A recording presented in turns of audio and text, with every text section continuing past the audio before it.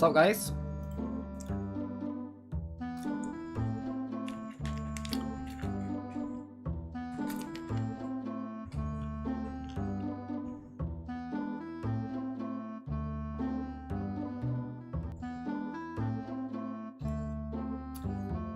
What up, what up? How's everybody doing?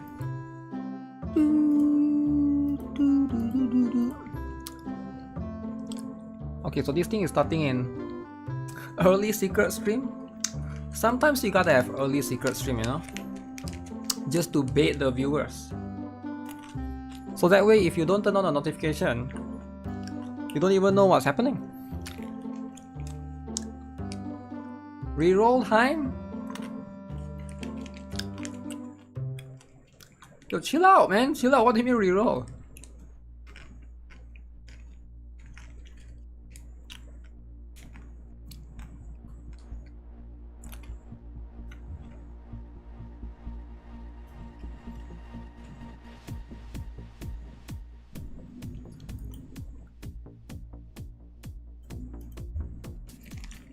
Notification squad, rise up!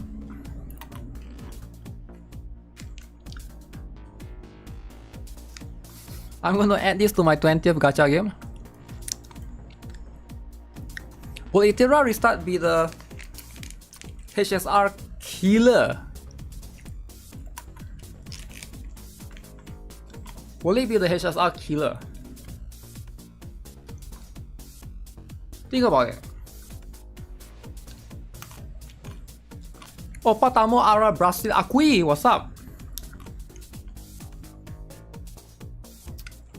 There's gonna be ETHERIA's second anniversary stream today. Am I interested? No. I'm not interested. I'm interested, but I can't do it. Because after this finish, I need to go to work. I know this sounds crazy. I've told people before, people don't believe me. But I got 2 other jobs. So after this stream finish, I need to go to work. Today is weekends. I work at restaurants today. Saturday and Sunday is my shift. So I'll be at restaurant, chilling, working, doing my Blue Archive dailies. When am I gonna try Expedition 33? So my plan is after this one. So after this stream, right, I go to work. I chill out, you know, try to argue with customers as per usual and deal with some foreigners. And then I come home and then I edit 2 videos, right? One for Girls Frontline 2, one for Brown Dust 2, one for Zenless Zone 0. And then I do another stream afterwards for the... Wait, I forgot about sleep. When do I sleep then? So I do one more stream for the usual NIKKE. I want to do a NIKKE story. And then I sleep. And then I wake up, I play Expedition 33.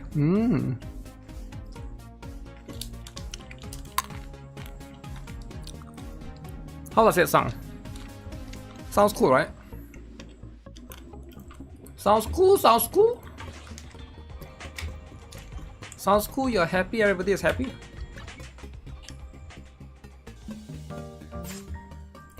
Guna game.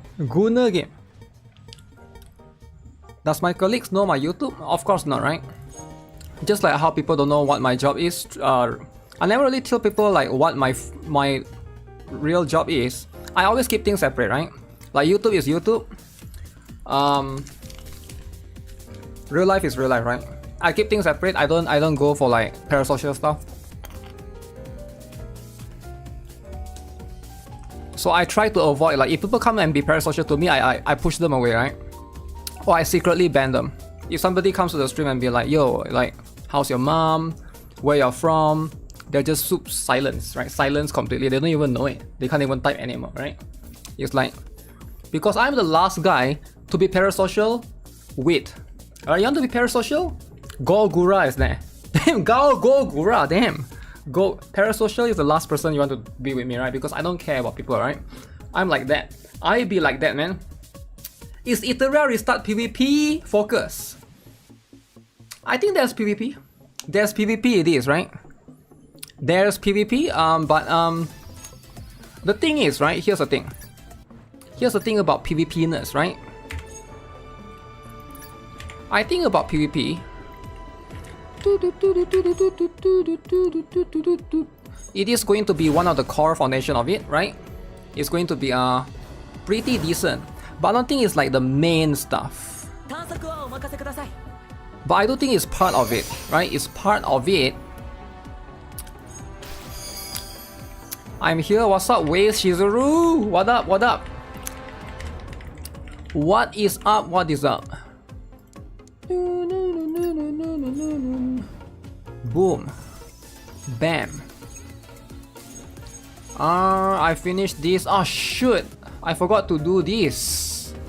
This is the most important stuff, man. You gotta do this. Okay, how many more minutes before this thing starts? 17 minutes. Wait, repel was already done after level 5.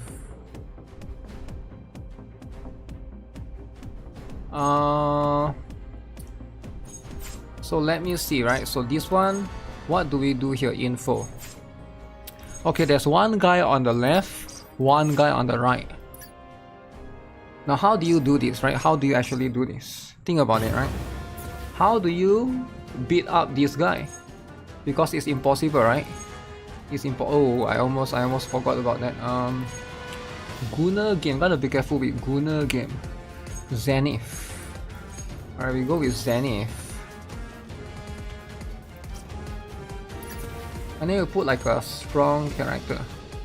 Like Glacier. Where's Glacier? These nuts, Glacier. Glacier, hello? Where's Glacier? Not water? Okay, she is.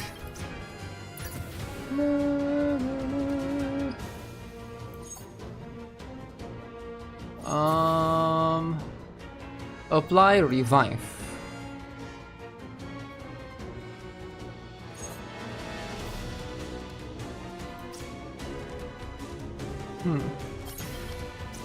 Okay, do I got it with this? How am I doing? Am I looking forward to play ETHERIA Restart? Yeah, I think it looks good. It looks like it has potential. Holy moly, this dude is it. Wait, what the? Why is Refitia last? You're wrong. Every time I open YouTube, you always live stream. Do I sleep enough? Do I sleep enough? Now here's the thing about sleep, right? I'm gonna come clean with you guys, right? I'm gonna just say it, and this is going to offend a lot of you guys. And you guys are gonna be very, very offended. And get ready to be offended, right? I actually hate sleeping. There, I said it, right? It's very offensive. Somebody's gonna write essay about this, I get it, right? You want to write essay about it, write essay about it. But I actually hate sleeping. I hate sleeping the most. So I intend to sleep one day. Like my future goal is in the future, right? Maybe 10 years from now, right? 10 years from now, here's what I plan to do. And you guys are not gonna like it when I say this. But 10 years from now, I have a goal. And you know what my goal is? Nobody could guess what my goal is, right? I dare you guys to guess. A lot of people, their goal is to like be rich, you know, to get married, to buy Lamborghini. But I know my goal is very different from a lot of people. Right? A lot of people think that I'm crazy by saying that. I don't even know if I should say it, right? Because it sounds kind of crazy. 100 lollies? No, it's nothing to do with 100 lollies. Nobody could guess it. I bet you nobody. I bet if anyone can guess it, I'll give you like $10,000 right now. You could never guess it. Nobody could guess it, right? To go to sleep? What do you mean to go to sleep? 24-hour stream? No. Nothing to do with streaming. Nothing to do with sleep or streaming, alright? In 10 years time, right? I have like a very unique goal, right? Did I ever check the mobile game Lost Sword? Yes, I made a video about it, right? Goal is to become the most woke. Your goal is to get a lolly harem. Okay, I wish that was a good goal, but no. Well, I got distracted. I didn't really see how many damage. How do you beat these guys? They are too strong. Apply bleed to the enemy, blah blah blah, so annoying. Okay, how about I use Angelica then? Wait, what element are they? Okay, look at this, look at this. Hikagi time, Hikagi time. Hikagi? Okay, we do something like this, right?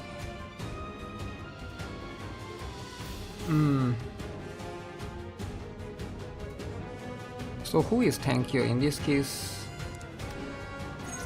Alright, let's try this, let's try this. What is my goal? I'm blue balling you. I don't know if I want to say it because people might find it very offensive. Let me think how to say it. Or is there a way to say it differently, right? Okay, they are not even close to dying. Guys, how do I kill these dudes? They can't die. Yeah, they can't die. You thought I was done streaming for today? What game is this? This game is not for kids, right? It's not for kids. So I feel scared to recommend this game, knowing that you could be a kid, right? I'm not saying you are, but you could be, you know? So it's like, it's very dangerous. My goal is to retire. No, that's like a normal human goal. My goal is a bit different. Yo, Moonshan, don't change it, don't change it. Change it back to ETHERIA. I'm just here to do dailies. I'm just waiting, right? You have to keep changing it because just take it to ETHERIA. You don't even play, you pull for character skins. I see.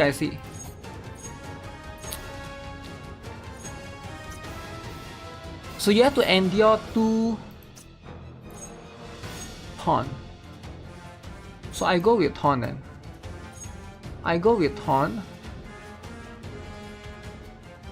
So I do Glacier then, right? Does Glacier has... Oh, I could do Seer. Oh, I could do Seer. I wouldn't even have thought of that.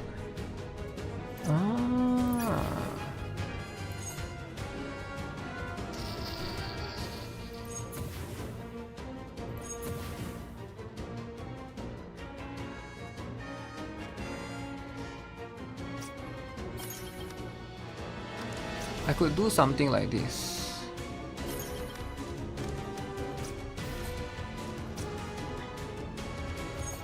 And then I could do something like this.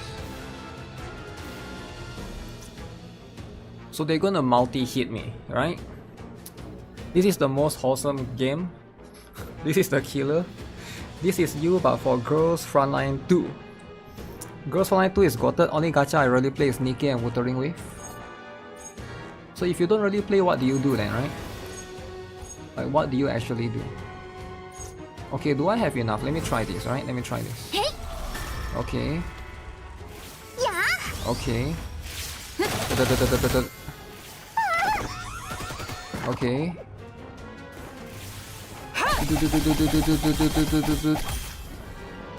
Is it possible to get rid of this? Oh my goodness! Oh my, Rafitia just died? Okay, that's not the play then. If Rafitia is gonna die, then that's not the play then, right? Yeah, I don't know how to do this. ETHERIA is so... you only auto battle in GFL2? That's what you do? Well, you don't play the game? You don't play the game at all? Okay, 8 minutes guys, 8 minutes. Do you guys think there's another timer at 8 minutes? Similar how to NIKKE has 2 timers?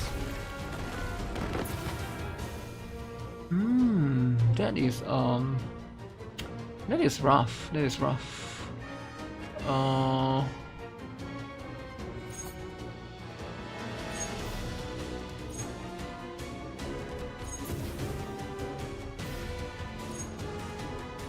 Okay, let me try this. I probably could do this, but I will have to... You will need me to do some swapping. Yeah, these monsters are so tanky, man.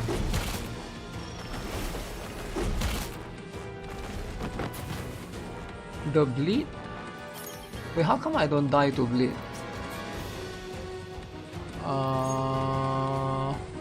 Heal yourself. Ooh.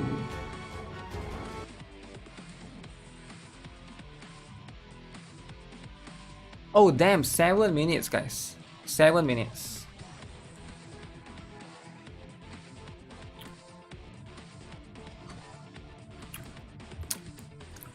What game am I playing? Some game that's too difficult, right? Some games that are too difficult. Alright, are you guys excited or not?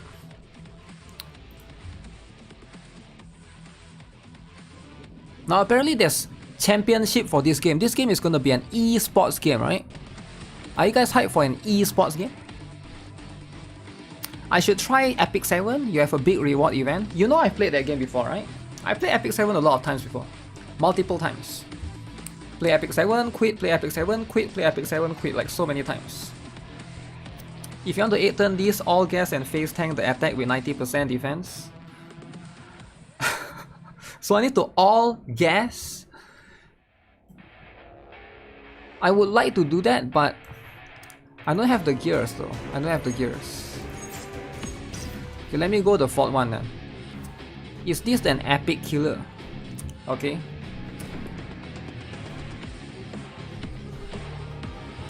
How's Wuthering with waifus? I love NIKKE. Alec is wife.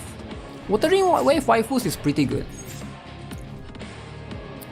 Restore 2 SP to allies and reduce the enemy's SP by 2. Oh, that's going to be annoying.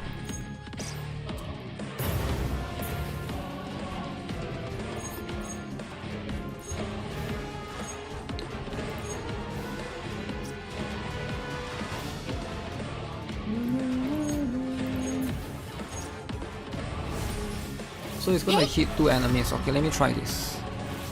Will ETHERIA restart has global passive? I hope it does. Right, I hope it does.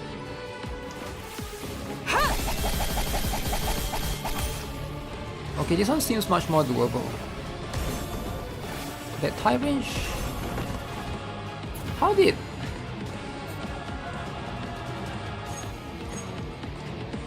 Oh, magic damage. Yeah, that absorb HP thing is super annoying. Let me try Angelica, right? Or maybe Angelica can help.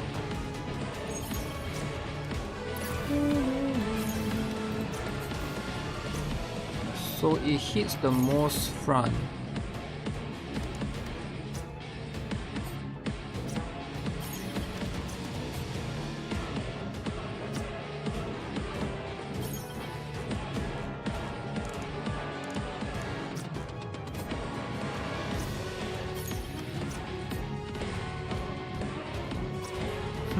I'm figuring out how to do this. Okay, that's better. Global passive. You are core 5 out of core 7 Siren. Holy! That is a lot of core. Okay, wrong order, wrong order. I got it, the concept was correct. But wrong order, wrong order. So it should be like that. Yoo-hoo too? Siren is an ultimate waifu, she's a must. Okay, but I'm gonna be honest with you, do you buy the skin though? Because you just can't say come and tell me like, okay, Siren need this, blah blah blah, need that, but you're not gonna buy the skin.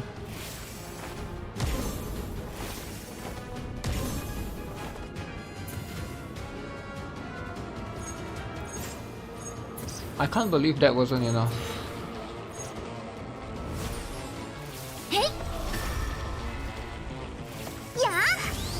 How many times did he hit me?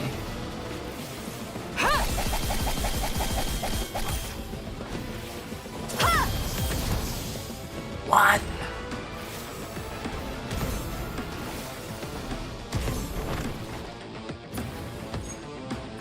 I can't believe that was not enough. The bot, the guy survived by 1000 HP.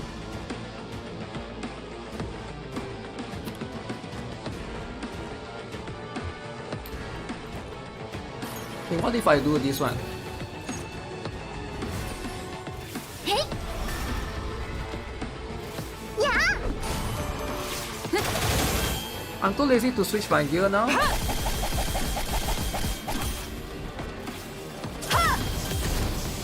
Okay, that's better. I really don't want her to die though. Is there a way to make Liberta not die?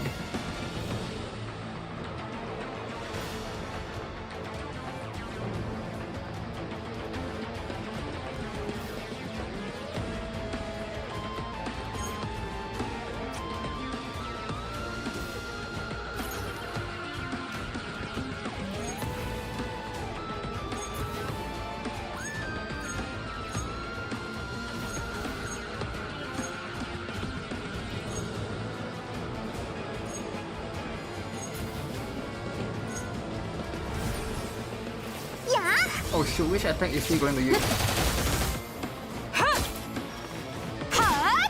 Which attack is he using?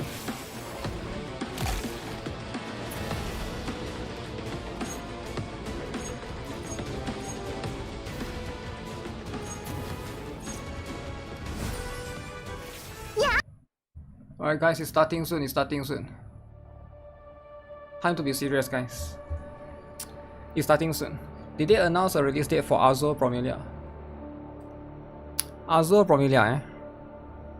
I have no idea actually. Have they?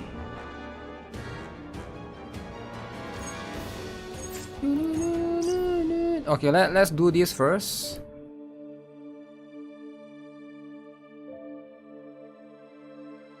Let me mute the... Okay, like this it will mute the game. Alright, let me look at this first. We're gonna focus on this first. ETHERIA restart, guys.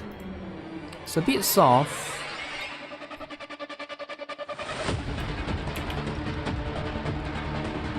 Alright, so again, this game, turn-based game, really hype. I think it's releasing soon, but let's see if they have a more announcement and stuff in this particular video. Alright, so we're gonna try to see what they're gonna announce.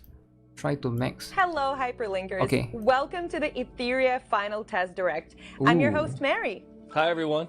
I'm Michael. Mary Today, we're and giving Michael. you the inside scoop on the upcoming official launch of ETHERIA. Michael and I will walk you through all the exciting features this version has to offer. Michael wants to give everyone a quick overview of what ETHERIA is all about. Absolutely. Okay. ETHERIA is an urban supernatural strategy. Alright, are you guys RPG with a hyped? turn-based combat system that Turn-based. really stands out. We've taken classic turn-based gameplay and mixed it with deep strategic elements and open exploration, creating something that feels fresh and exciting. The flexibility in battles is incredible. You can create so many different team combinations based on each animus's unique Look at the abilities. characters. Also, you can control the action Look in real at the time, characters, guys. commanding the moves exactly when you want them. When you pull off So those cool, perfect right? skill synergies to defeat a tough opponent, that feeling is amazing. That sounds amazing. Plus, it's fully What happened cross-platform to the on hot PC, dude? iOS, and Android. PC, so you can iOS, play Android. whenever and wherever you want.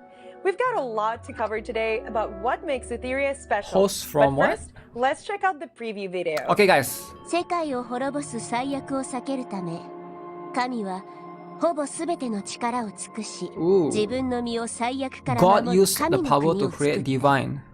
Okay. 俺には力が必要だ。彼らは俺に力を。 Oh wow. それだけのことだ。まさか最高レベルの緊急遮断が発生してるなんて。まずいな。数が多すぎる。近づかないで。傑作の誕生を見届ける。またとない機会だ。お前、運がいいな。彼は Hyperlinker. 少しずつ思い出している。お前らを粛清してやる。決められるからな。炎はすべての罪を燃やし尽くす。裁きを受けるがいい。私ならできるは Looks ず。さ good. らにパーフェクトに。そのステマを省く。こいつはイかれてる。即戦即決だ。奴らの思い通りにはさせない。貴様らの時間をいただくとしようか。外からの支援は頼れない。私を楽しませなさい。お前たちには重要な役割を与えてやろう。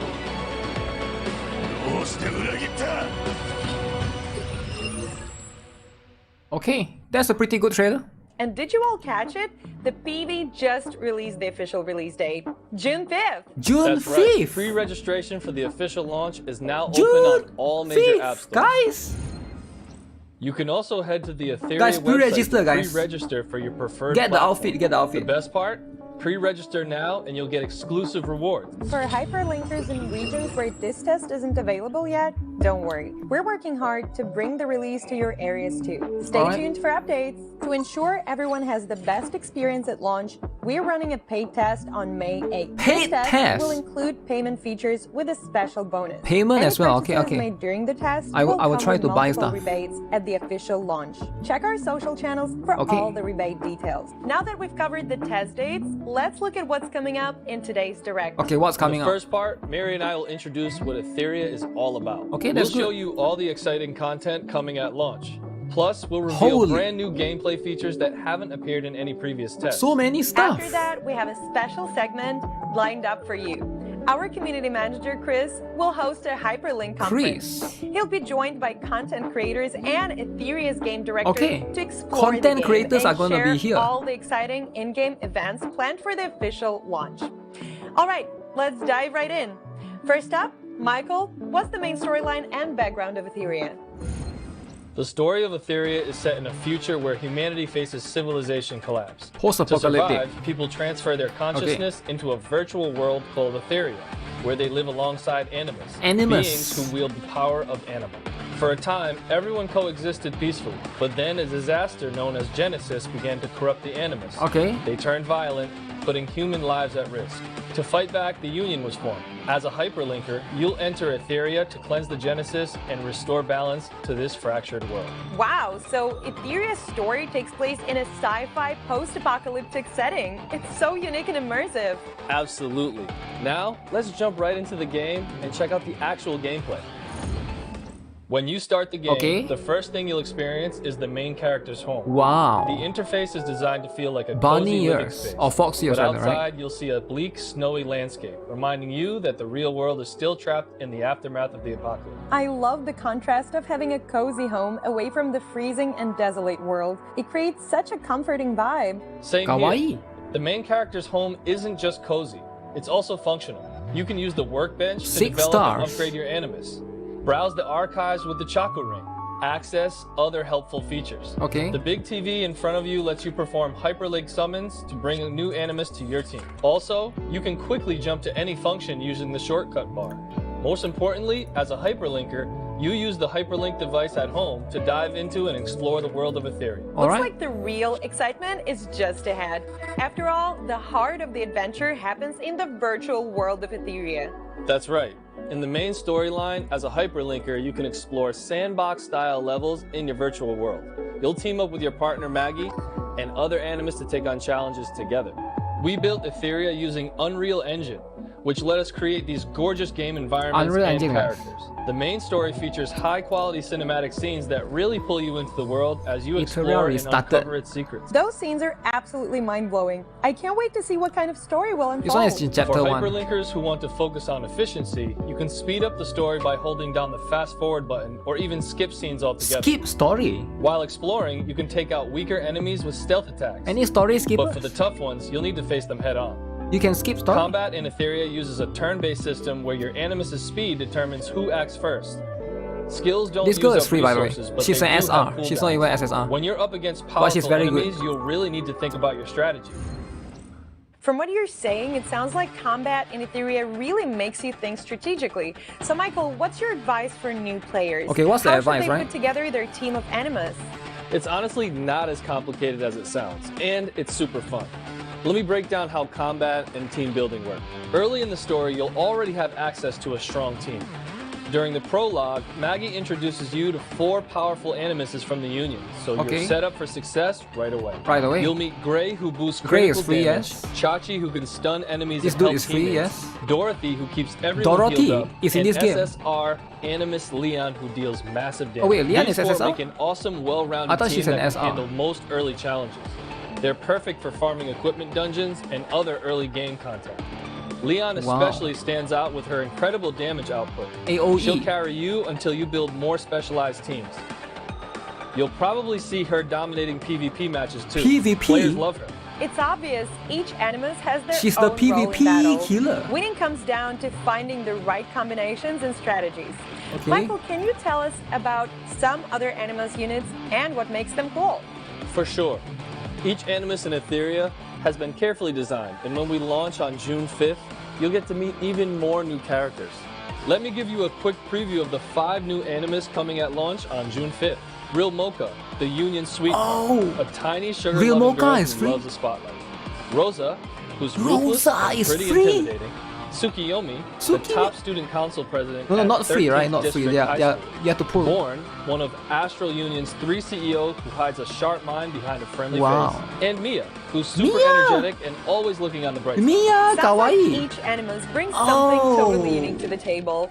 As a player, you'll need to think about which Guys, ones is Mia level kawaii up or not? based on what challenges you're Is she facing. kawaii? And that's not all. There are over 50 Animus waiting for you in the 50? game. Don't worry about That's a lot running of out characters, resources man. early on either. Through various game modes, you'll be able to earn plenty of summoning resources Guys, if to it has build your PvP, dream team. we'll host our and small speaking tournament. of the big TV we mentioned earlier, But you can only it's use not lollies. just for show. You can use it to summon new Wait, Animus who is this? companions. But She's is there huge. more you can tell us about Freya. how summoning works, Michael? Absolutely. We just introduced 5 new SSR Animuses who'll Okay. be joining the summon pool over time. But there's one more exciting addition, Freya, a brand new SSR who'll debut as the first featured character Oh, she's when the the game first officially one? launches. Smart, smart. Let's Always check out put this waifu short as the battle first one. preview to see her in action. Okay, she's the first character banner. Oh my goodness! Oh my goodness, huge! Oh, who is wailing? Who is wailing for her? Freya SSR. Okay, is she DPS? Single damage. Okay, okay. Skill preview. Skill 1. Freya deals 2 instances of damage to a single enemy. Okay. The first instance can apply 1 stack of Dreamlight to a Dreamlight. random ally, while the second has a chance to apply Nightmare to the target enemy for 1 Oh, it's turn. 1 buff, 1 Dreamlight debuff. allows teammates to consume 1 stack of Nightmare and trigger Purify when a debuff is applied during their subsequent actions, lasting for 2 turns. When an enemy affected Okay. by Nightmare is attacked, Freya's ally Huh. will recover some of her health. Freya's exclusive passive, when an ally receives a buff, their action progress increases by a certain amount. When Okay. the enemy gets a debuff, their action progress decreases by a certain amount. Skill 2. Freya grants all allies defense up and 2 Defense stacks up. of Dreamlight for 2 turns. Ultimate skill. Freya grants all allies attack up Attack for 2 up. turns, attacks all enemies, and deals 4 instances of massive damage, Massive. each with a chance to apply Nightmare for 1 turn. Freya possesses a variety of unique effects. Dreamlight provides allies with a continuous cleansing effect, while Nightmare causes allies to restore their HP when they attack enemies. Her Oh. exclusive passive allows allies to That's gain broken. action progress when buffed, and reduces enemy action progress So it when gives your debuffed. allies With the lifesteal. ability to grant both attack up and defense up, she can simultaneously enhance her team's offensive and defensive capabilities. By weaving her distinct abilities, Freya provides exceptional team utility through support and action progress manipulation. While damaging Wow. enemies, she impedes their actions through debuffs and turn Is that meter not reduction. insane? Her capacity to enhance attack and defense parameters makes Huh. her an incredibly versatile support animus, is enabling her insane. team to triumph over even the most formidable adversaries with a strategic advantage. Okay, okay. Support and DPS. Wow, Freya looks amazing. As the Wow. first new SSR after launch, she definitely has both the style and power to back it up. But honestly, my luck with these games hasn't been great lately. I'm worried I won't be able to pull her when the game goes live. Don't worry about it, Mary. Don't worry about it, Freya okay? will be available through a limited time featured summon. Okay. And this banner has a special feature everyone should know about. Special. In this pool, your chances of getting Freya are significantly higher. Plus, you only need 100 crystals per pull, Only and there's 100? no 50-50 chance involved. No 50-50? When you sub in your first SSR, it's guaranteed to be Freya. Will all No future limited 50-50. time pools for new SSR animals 100 work pools. the same way? Yes, we've designed it this way to make sure every player can guarantee their favorite animus They by remove investing a 50, specific amount 50. of resources. That's awesome. Yo, 50-50 is the Besides best, so they the remove limited that? time summon for new characters, Damn. are there other types of summons in ETHERIA? Okay, okay. Definitely. To welcome new players to ETHERIA, we've prepared 1 beginner exclusive summons. Okay. Guarantees an SSR only 40 pulls, And during the official launch, we'll also have a raid-up summon for the fan-favorite SSR Animus Messiah. Messiah, man. Don't miss your chance to add him to your team. Don't miss the now chance, that we've Messiah. covered the new Animus, let's remember No 50-50 their from strength you. also depends on No how you 50-50. build and develop them. So let's check out ETHERIA's unique progression system and see how you can power up your team. In the Animus development interface, you can use upgrade materials to boost your character's level and star rating. Okay. Here's the cool part. Every Animus, regardless of rarity, can be upgraded to a maximum of 6 stars and level 50. Yeah. You can also enhance their Doesn't potential, matter if it's upgrade SR, skills, and use R. duplicate shadow prints for quality upgrades. Beyond leveling up your Animus, ETHERIA also has a unique matrix system for equipment. By Okay. combining matrix points for modules and shells, you can activate powerful matrix effects once you meet certain conditions. Okay. These matrix effects can give your Animus huge stat boosts. For example, if your main damage dealer relies on critical hits, you can maximize their potential by equipping 3 crit-related skills, just like in this demo. Right now, there are 21 different matrix effects in the game, offering boosts to stats like attack, defense, 21 crit damage, different stats. healing, speed, and more. On top of that, there are 6 specialized matrix effects that need specific combinations of modules and shells, each contributing 6 points to activate. Wait, Wow. Michael, that's a lot to That's a process. lot. Let's break it down step by step. First, can you tell us more about these modules you mentioned? Okay. Sure thing. The module system gives players tons of customization options. The 3 modules on the left have fixed primary attributes, while the 3 on the right can be equipped with any primary attribute, including those with specialized matrix effects we just talked about. Plus, modules can be upgraded to randomly unblock additional So there's secondary substats as well, attributes right? for Main even stat, more stat substat, boosts. Got it. So the module system offers you have to lots farm of the flexibility for customizing builds. stuff. But where do we actually get these modules? You can farm earn this, right? modules Yeah. by challenging 3 unique bosses in Threshold mode, each with 14 difficulty levels. Different bosses drop different modules, and the higher the difficulty, Okay, the better modules so you gotta get. farm the bosses, That's man. great. And here's a cool feature. After beating a boss at a certain difficulty, you'll unlock continuous battles based on your star rating. During these battles, you can minimize the combat screen and check out other parts of the game while the fights run in the background. When they're done, just claim your rewards. Being able to AFK farm is super convenient. Now, Wow. besides modules, we also mentioned needing shells to complete the matrix setup. Mary, want to explain more about the shells? Absolutely. Guys, What shells are exactly important, are alright? shells in ETHERIA? Shells. Shells are basically companions or pets, and each one has unique skills. I love Some pets. shells actively attack enemies while others provide stat boosts to your Animus. Different types of shells have different abilities, and they can be upgraded to unlock stronger skills and Whoa. passive effects. You can also use This material guy looks reconstruction cool as to heck, refine man. passive effects for better results. Cool as You heck can or get not? shells by taking on Grim Pursuit mode, where 10 unique bosses are waiting to be challenged. Before jumping into battle, you can check the boss Huge. details page or the archive to see which shells or modules Shadow drop from each Flame stage. Ho Yan. That way, you can target exactly what you need. By the way, ETHERIA also has a super convenient loadout feature. You can save your favorite equipment Oh, setups loadout in the is so development good, man. interface and load them Loadout whenever is you so need. good. Plus, you can unequip everything with just one click. Guys, Super loadout handy. is the best. I love Alright, loadout. now that we've covered the basics of gameplay and character progression, I think you've got a good idea of what ETHERIA is all about. Okay. Let's take a short break. Yes, and before we go, just a quick reminder, ETHERIA officially launches on June 5th. June 5th, and guys. pre-registration is now open on all major June game stores. 5th. Head over to the official ETHERIA website and pre-register for your platform of choice to snag some exclusive rewards. Wait, When the game ETHERIA officially launches, 0605. you can use the redeem code on your screen to get any mod Guys, prototypes. ETHERIA So be sure 0605. to grab a screenshot. Write down the code, write down And the don't code. forget, during the ETHERIA final test 0605. phase, you can also use redeem codes for even more anima in the final test phase 0508. for anima Wait, what? prototypes. So stay tuned. Now sit back and enjoy this exciting teaser video. After this, we'll dive into more of ETHERIA's Am I gameplay lagging? features. See you in a bit. Okay. That's the boss, right? They showed earlier.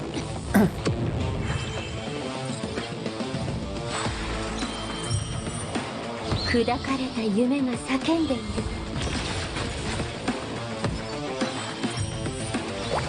シュガー、アクー、出番だよ。 Ooh, she got the gun. Oh, huge! せいぜいあがくの I didn't know she's これ huge. からが本番よ。みんな本気で行くぞ。 Oh, she got the knights protecting her. White knight. Okay, which one is your favorite, guys? Which one is your favorite? 一緒に頑張ろうね Oh! Wait, the lolly is 4-star, isn't it? SR. Wow. I'm a big, huge fan, guys. Welcome back to the Oh, we're ETHERIA back. We're back. official launch direct. 2 codes, Next alright. Make up, sure you guys we're use it, diving alright? into the 2 game's codes. rich and varied gameplay modes. That's right. ETHERIA has even more exciting modes waiting Cool for you. Rosa. In the trial challenge, there are 4 unique challenge modes, each with its own gameplay Ani, style Sing, and Echoes, special Phantom, rewards. Theater, Then Amber, there's Threat. Animus Echoes, which features a variety of side stages centered around each Animus you can recruit. Clearing these stages rewards you with tons of goodies. Summon vouchers, upgrade materials, and even avatars and other cosmetic items for your characters. Don't forget about Phantom Theater, a multiplayer challenge where 2 hyperlinkers team up with 3 squads to take down powerful bosses. The higher your battle rating, the better your rewards. Yo, they got multiplayer reset going on in weekly, this game. so there's Turn-based always game. something to work toward.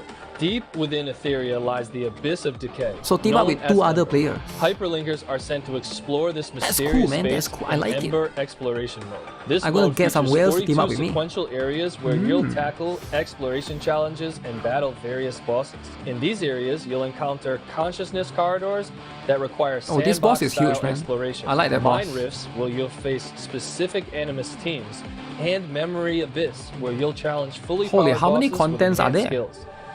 As you explore, So many you'll earn contents. Laybot supply points to exchange for rewards at the supply hub. Finally, there's the challenging Ethernet Rally, where you'll build 3 Animus teams starting from different locations. 3 You'll tackle teams. various stages to collect You need to have loot, 3 teams, upgrade guys. its quality through nodes, and ultimately defeat Don't all mess the around, you need bosses 3 for teams, alright? high-quality rewards. Wow, there's so much variety. From Animus Echoes, where you can dive into characters' backstories, to the high difficulty challenges That's a of lot. Ember and Ethernet Rally. The gameplay is challenging but super rewarding. To make sure ETHERIA offers plenty of depth, we've also added limited time event modes alongside the 4 fixed modes in Trial Challenge. These rotating events are fun, easy to jump into, and packed with great rewards. The Cubic game is a mode where you use magical cards on randomly generated numbered discs to adjust the difficulty, effects, and rewards at each what the stage. heck is this? Is this At an Lily's event? Magic Divination Shop, you'll get Make guild cubic wars boards too? of varying difficulties Players and use gonna be random cards overwhelmed? to enhance elements Are like you guys bosses and overwhelmed already, rewards. huh? Who is Strategically overwhelmed? place your cards to target the rewards What the you heck want, is this? and This is a then card take on game, the is it? bosses to claim them.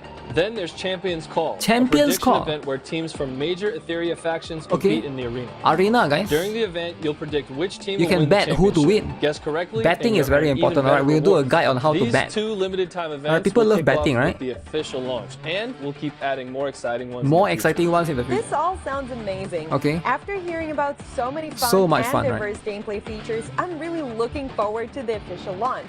So, Michael, for new players like me, what's the best way to quickly get the hang of the game and start enjoying everything it offers? Don't worry, Mary. We've definitely thought about new players. New players are important, We know huh? it can feel overwhelming with so much to do. True. So we've made sure there's plenty of guidance to help everyone get started. In ETHERIA, we've prepared a series of hyperlink charters. By following the prompts on these charters, you'll gradually learn the ins and outs of the game while earning some awesome rewards along the way. Plus, the powerful starter Animus Leon can carry you all the way into the late game. The hyperlink charter includes exclusive quests for Leon, and completing them will get you tons of upgrade materials. Gambling and the Leon's gambling anima, which helps you power her up quickly. Okay, Anima's dupe, is it? That's not all. Outside of the game, we've teamed up with the famous strategy site Hell Hades to create a dedicated ETHERIA page. The folks at Hell Hades have even put together a short video for us. Let's take a look. What is Hell Hades? Hey guys, Hell Hades here. Today I'm going to be bringing you some awesome news. The team at hellhades.com, we're going to be collaborating with ETHERIA Restart. And we're going to be creating guides, we're going to be doing hero tutorials. It's a website, is it? more. I don't know this website. From the HH Gaming team. Why not pre-win? The content's going to go live in Where's April when the game launches. That's Hell Hades is like pre-win, is it? Restart has got tons of content already, both PvE and PvP, including live arena. Okay, PvE and PvP, And right? when the Hell Hades team got to try the game, we check out Hell Hades, we guys. wanted to Hell cover it. Hades. It's got so much packed into it. We know the community is going to love it. There's just so much depth, different So much builds, stuff, man. So different much stuff. characters, different formations to try. So we know you're going to need those walkthroughs from hellhades.com. So mark the date, 5th of June. That is when ETHERIA Restart is going to go live. I have no idea. It's a website, I think. Hyperlink the world. Because it's a hellhades.com website. Welcome back to the Direct. Okay. Next up, we're diving into even more gameplay. More features. gameplay? Michael, earlier you mentioned the Phantom Theater, a okay. multiplayer mode where players team up to take Multiplayer. on challenges. Are there any other multiplayer features in Okay, the people game? love multiplayer, Absolutely. right? Everybody loves multiplayer. That brings us to the Union system, which I'm excited Union? to introduce next. In Oh, ETHERIA, shoot. you can Okay, create we're not your messing own around, union guys. and invite friends to join. You guys know when there's In your union, there's you'll earn daily Esports rewards Desire. just for signing in. Okay, who Work wants to together join the on union? weekly You get to tasks book for right extra now, right? resources and shop for Okay, how many? materials in the 50 Union members. shop. Plus, with 50 the Union members, 8 okay. feature, you can request Animus prototype shards from your Union members. You can request Collect shards from enough Union shards and members? You can upgrade your Animus's animal level. So I need to grab some You can whales. also I need to grab some whales. contribute Alright, we mean request wishes from to the help out your whales. fellow Union member. In the They just give you the Union's Anchor materials? Recon Challenge, Yo, you'll that's team so up cool. with other members to take Okay, down only pretty whales. powerful Only whales can bosses join, of varying right? difficulties. Time to slack. You'll need to organize a 5-player squad for these tough bosses. 5 and player you can squad, even 5 borrow teams. support animus from other Union Okay, okay. members. Each time you chip away Masaru at a boss's Isorin health, carry. you'll earn rewards based on Okay. the damage dealt. When you finally defeat the boss, you'll get a victory chest packed with Union coins. If you want Victory items chest. from the Union shop, Victory chest, team up okay. with your Union and take on these bosses together. Huh. So far, Co-op Michael has rate? introduced us to tons of Is Etherea's there co-op or PvE not? content, but I'm really think there's no curious, co-op. what kind of PvP experience does the game offer? With such a strong foundation of single-player story, deep progression systems, and a wide variety of enemies Arena for Realm, PvE, Union we've Battle, also Guild put a versus lot of Guild, effort into creating Esports, exciting PvP Esports, content. limited We event. want to deliver a thrilling Oh my God, competitive there's so much experience stuff. through the Arena Realm PvP mode. That's Wait, why they actually we got prepared esports, several guys. player versus player options. How much do you get? The Arena Realm features 3 distinct arenas. Okay. First is the ranking arena, where you'll use arena tickets, which you get daily, to challenge other players' defensive Okay, this teams. one is the- Winning matches earns you points, but the you auto also one, need a right? solid defensive team. If it gets defeated, you'll lose points. Iron 3. Climb the ranks to reach the top mythic tier. Okay, and at PvP the is end of important, each guys. season, you'll earn Guys, special don't mess around, rewards right? based on PvP your is very rank. important. Reach mythic, and you'll Okay. even unlock a cool arena nameplate frame. Nameplate frame. First mode is all about challenging other players' defensive teams. So, Okay, does time to the destroy second the PvP kids. mode involve real-time Alright. battles against other players? You got it. The Summit Arena is a real-time RTA Real-time PvP mode PvP. where you face off against other hyperlinkers in live battles. And yes, it supports Can you emote global them? cross-server You need to be able to matchmaking. emote them, In right? Summit Arena, once you're matched with an opponent, you'll take turns selecting Did they animus mention for your auto? team. There's auto. Yeah, During there's this auto. phase, neither side can pick the same character. After both sides have chosen 5 animus, you'll get to ban one of Okay. your opponent's picks. Oh, you get to the ban, strategic alright. battle begins right from the selection You get to phase. ban as well. You'll need to outthink your opponent to secure victory. Summit Arena also offers rank-up rewards, including unique avatar frames for reaching So you have to learn certain every tiers. character's skill. At the end of the season, you'll earn special Okay. rewards based on your final ranking. Summit Arena really takes Etheria's PvP intensity to the next level. But you mentioned there are 3 different arenas. I can't even imagine guys, we are what not messing other around, PvP right? modes PvP. the dev team has in store. Gacha PvP is too The expensive. third arena But it's not is though. called 100 the Fearless pools. Arena, which features an 100 pools, you official get the like character. esports mode. Here you can Okay, quickly esports, match guys, with 8 esports. hyperlinkers to compete Okay. in a Fearless Cup There's a event. cup event. The event runs every Saturday and Sunday. Okay, and you can Saturday and Sunday, participate alright, as no many times excuse. as you want during that period. 8 players compete, 8 advancing players? round by round until a champion emerges. The prize, decisive star emblems, can be exchanged for rewards in the arena shop, Wow. including exclusive hyperlinker outfits and Chaku skins. Special It's outfits. amazing to see a mini tournament built right into the game. There's I can't wait tournament to built jump into the game. test and start battling other players Damn. online.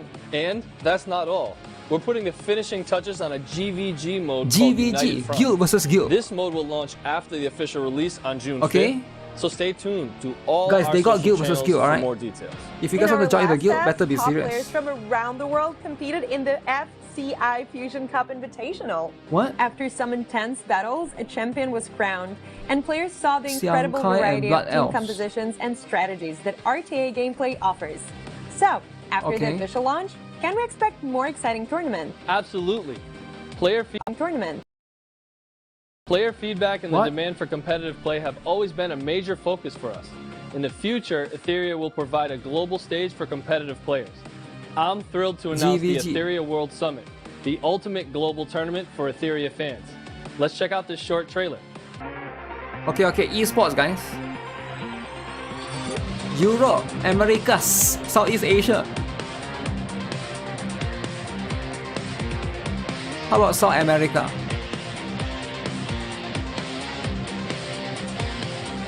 Wow.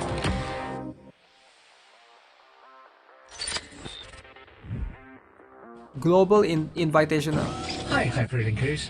I'm the tournament manager of Yo, they even invited a robot. The World Summit, EWS, will officially begin following our global launch.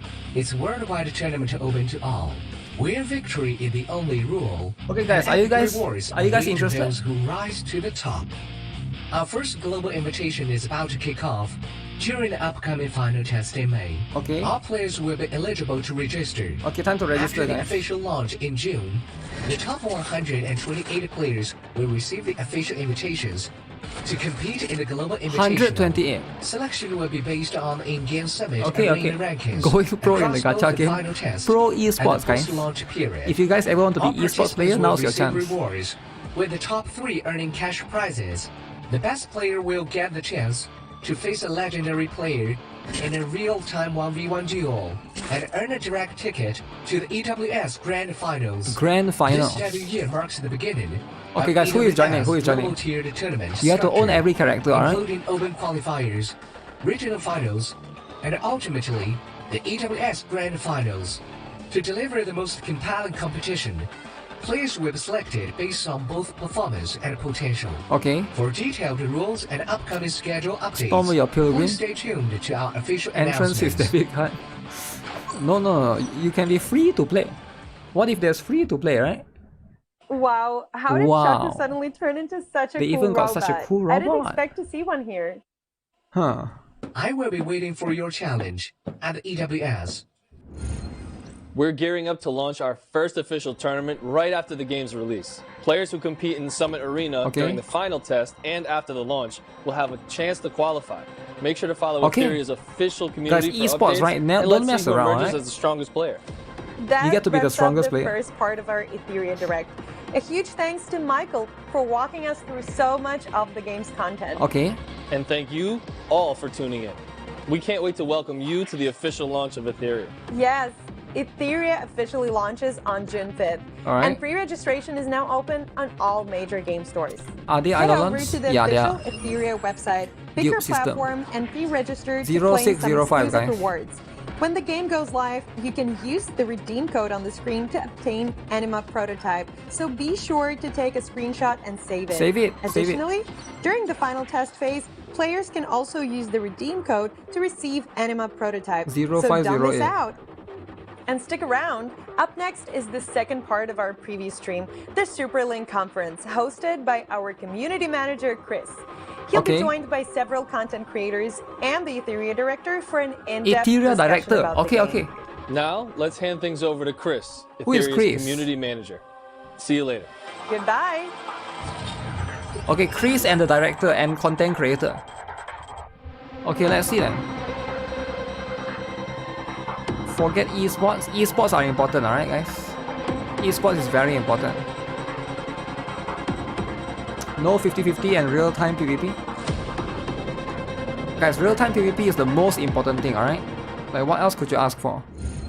Hello, Hyperlinkers. I'm Chris, the community manager for ETHERIA. Let's I want go. to give a big thanks to Mary and Michael for giving us such a detailed introduction to who are these people? I know Vulcan. I'm here with the game director is this and live? 3 amazing content creators, Zoxus, Sean B, and Vulcan, to discuss some big topics you guys are most excited about. Okay. Before we start, let's get some introductions, starting with Jack. Hello, Hyperlinkers. This is Jack, the game director of ETHERIA. The whole team have been working on this project for more than 3 years, and we are so excited we are about to launch. Elon Musk, so Diablo hope player. you enjoy tonight's show.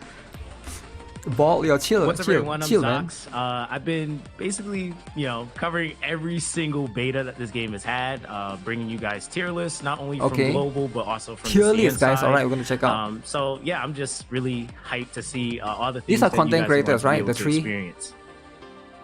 Hi everyone, I'm Sean B. I've been making content for turn-based RPG for many years now, and I came across ETHERIA recently, and I am blown away by how good the game looks. I wonder if this is live excited to try the game out or pre-edited. I think it's pre-edited, right? Later this year.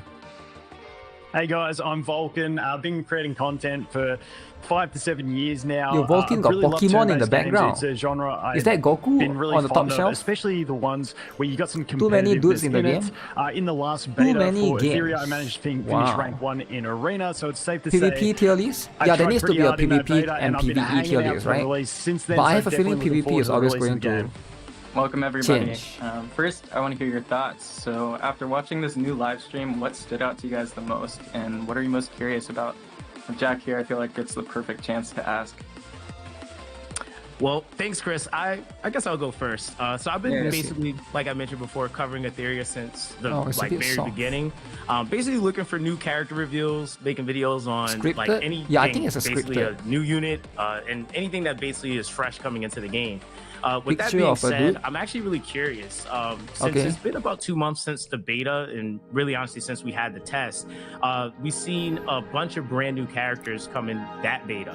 How did the ETHERIA dev team manage to design and build so many new heroes in such a short time? Could you share a bit of your character design philosophy? Yeah, sure. Of course, first, thanks, Dux, for supporting ETHERIA for the long time. And we are a big fan of your channel, and you make really great content. Wow. And back to your question. So, because we are a strategy turn-based RPG, so the character is really a fundamental pillar of our game. So our first goal is to create as much as I think the characters looks good. Characters with diverse and identity.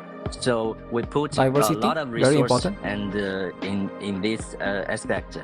So we have pretty diverse. There's a lot of different we created more than 3 pipelines for this character design. So from the creative design and the concept design, 3D modeling, and the rigging animation of all this stuff. So Rosa there reminds are me of Evelyn pipelines from ZZZ. running. So actually, when you see this new character release, actually there are already several characters. Reroll for Rosa. I think she's not available at launch, right? In process. Is she? So that's why we can manage to release so many characters, and in the future we will release more characters that will bring new experience to the game. Well, thanks, Jack. So each of them will ask one question. Vulcan, do you have any questions on this topic? Hey Jack, first of all, thanks for having us on. I really do appreciate you getting us involved. I've loved the little chat we had beforehand, getting to know you. I'm really excited about what you can bring to this game and to the players as well. Now, obviously, I played pretty hard through the last beta, thoroughly enjoyed myself. Is this Black Saitama? And there was already a lot of content in the game from that point there. But you do have a bunch of other content still to come as well that you've released. What's the plan on rolling out all the extra content? Is it all going to be there at once? I saw there's like 3 or 4. Overwhelmed. Like, what's the general idea of releasing content and the philosophy around that? Okay. First, thanks for joining us today, Vulcan. And so he's asking about characters again. Nobody's asking about PvP. Make in the last beta, so it's quite impressive. And back to your question. So actually, we are not blindly to add more features, add more systems that to bring to our game. From That will make players just busier and busier. But because we are a strategy turn-based game, so create more diverse of the builds and the strategy and the different game experience is our goal. So you can see from our game, we divide our system into 3 parts. You have daily challenges that you can grant your resource to upgrade your heroes, like the modules and the shells. And we have the trial challenges that you can. We haven't seen the events yet. More difficulty challenge to test if events you have going to be good important. enough build and that. And I don't want Lolly. The third part is events. That's disgusting. Events, when we add more Lolly events, is diverse. it's just to look at that Lolly. Candy party. New experience and there's energy system. Different experience and different gameplay. Oh, of course there's energy, right? You gotta have stamina. Parts. Of course, we also have 2 parts is the union, right? The union is the social part, and you can play with other players. And the last part of course, it's one of the most interesting part of the ETHERIA is the PvP part. We have ETHERIA, we have RTA, and you already see in this I don't have to be there. I can be here, right? I can another new mode. It's I'm okay a live tournament. So we just also want players to not only enjoy PvE content but also June 5th, but they can have an open beta soon. Framework, and I think it's almost the complete framework of our design. So in the future, we just based on this framework, we will introduce more. How to say the event systems and the new challenges. So that's June being 5th said. release. So we are ready. So the game framework is ready. So that's why we're about to launch the game. So I hope everybody is excited and looking forward to it. Thanks. Yeah, super exciting. Awesome. Wow, there are like so many things that he mentioned there, especially the PvP part where I'm like super excited about because I know we're all here for that competitiveness in this everybody game, is here for PvP, but then right? I also noticed that beside the Open beta will RTA reset part, is there's useless. also this thing called I just play for fun, right? Fearless Arena. Like, what is that? Like, how's that different from the RTA that we have in the game? Yeah, I think we already teased a little bit in the introduction. So, usually a game in this market or in this genre, we have the traditional arena. That means it's you fight with other players built, and we got RTA, right? You have real-time arena, and you match. So basically with, one offline and one online player. PvP. And usually this kind of games also runs a tournament like we did before. We have already held several tournaments even in the beta test. But the thing is, a tournament is very exciting. I think tournament, and guys, Sean, tournament. You had a very interesting match, right? Yeah, excited about in the last tournament. Process to make but guys for free to play. It's always limited. So last time we only invited 16 players. But it's fun, more and essays, we want just do to bring PvP. this exciting is there essays on their Reddit experience to is there? I'm sure they have Reddit already, right? Audience, so the players, more players can join and experience that. So that's why these ideas coming out. That's why we put this Fearless Arena. Actually, it's a light tournament and in-game. It's an in-game tournament you can play in the weekends. So there we will match 8 players, and it's a tournament. And after 3 or 5 matches, there's the champion. So we hope it's a brand new experience. I never had see this kind of system in this genre. So we hope it will bring brand new experience to our players. This game focus on PvP. I think that one's going to be a big hit. There's quite a lot of PvP. I'm super excited to see it in motion. So Guild thank Wars, you, Jack, for the additional insight. Tournament. Quite a lot of PvP into stuff. the topic of balance, strategy, mechanics. It's clear that we put a ton of effort into both PvE and PvP. Since you 3 guests here are super experienced with turn-based RPG genre, are there any concerns you have about ETHERIA or anything you're particularly curious about? You can ask Jack right now. Pay to win. Here. Yeah, so for me, I'm probably going to talk for a little bit on this one because this is something that I'm really passionate about. And I think with ETHERIA, between the module and shell system, it's got something very unique that we haven't really seen before in these types of games, where there's 2 big things. First of all, a shell for me, when I jumped into the game, is sort of replaced what you look at in some other games as the weapon, which I always hate summoning weapons on a banner. There is nothing. He's talking about shell, which is that cute little creature thing, in this right? game, the shells, which once again, they're actually really cool, like pet type things, but it's a pet they thing. fill that role of a weapon from other games. They're farmable, so you can go ahead and farm. So basically, shells are like Litecoin in Honkai Star Rail, or W engine in Zenless gear, right? And your shells have different sets that they can get, and then reaching so many of these sets give you set they won't spend $100 on the which game, is a really cool way to integrate getting different set effects, where normally in a game it's just like have 2 of these pieces. He will quit in the month. You're chill, man, chill. So why are you hating on someone? Really interesting, the module system. I don't know if he will quit or not, right? Combined with more customization than I've ever seen before, with you've got 3 slots of your modules that can all have the same stats. So you can have like 3 crit damage pieces if you want. You can have have 3 HP pieces if you want to go super tanky. There is no speed main stat on them. There's a lot of things where the game has done hope the time get purchases to maintain competitive balance. And I just want to hear from you, like, why you went with that path and what was the philosophy behind it. Yeah, that's really a good question. I think also this design, this gear system, and we call it matrix system, because with the matrix you put shell and the module together to get these matrix points to have a fully built, of course, with your animals, your character. So I think this whole system is one of our most satisfied design in our game.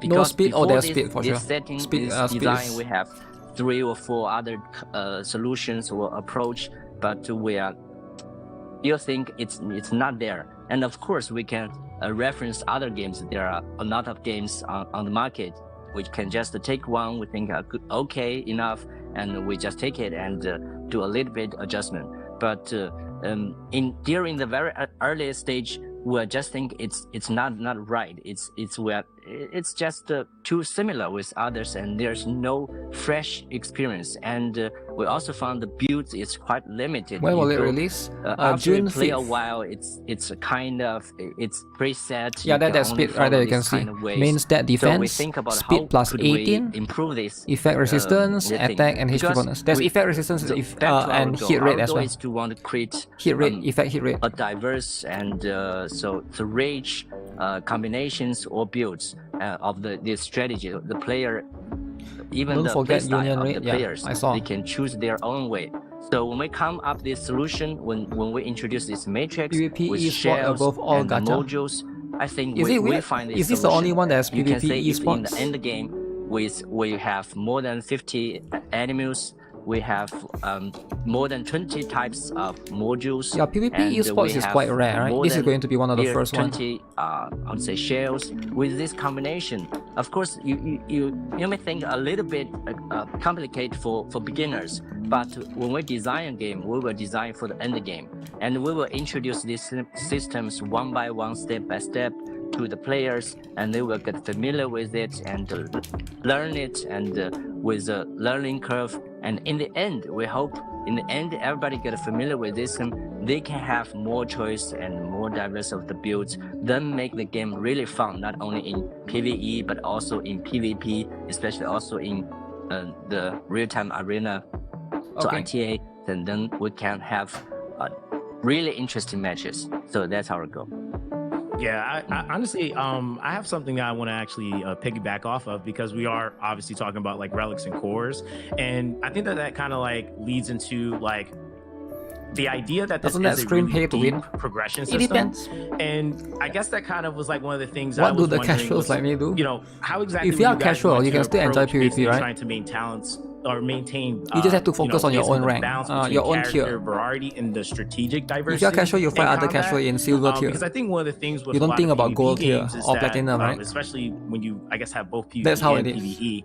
But seeming that we're kind of leaning more towards the PvP side, like that's something that you really want to always kind of like try to maintain, like player interest, but also like what matters to that specific type Casuals of game play mode. story, play story. I guess kind of grind, a double, chill, or stat question there. How get do the you free also skins, plan to add future characters? Pool Like, is for it going to be lollies, according to those things, right? that character that's currently destroying meta right now, or is it be just something just completely fresh that creates its own meta? And I think the last part I want to add to that also is how often can players actually expect to see characters added as well. Bronze slot. Okay. Yeah, it's a really challenging question, and it's a challenging task for us, because balancing is crucial in this kind of game.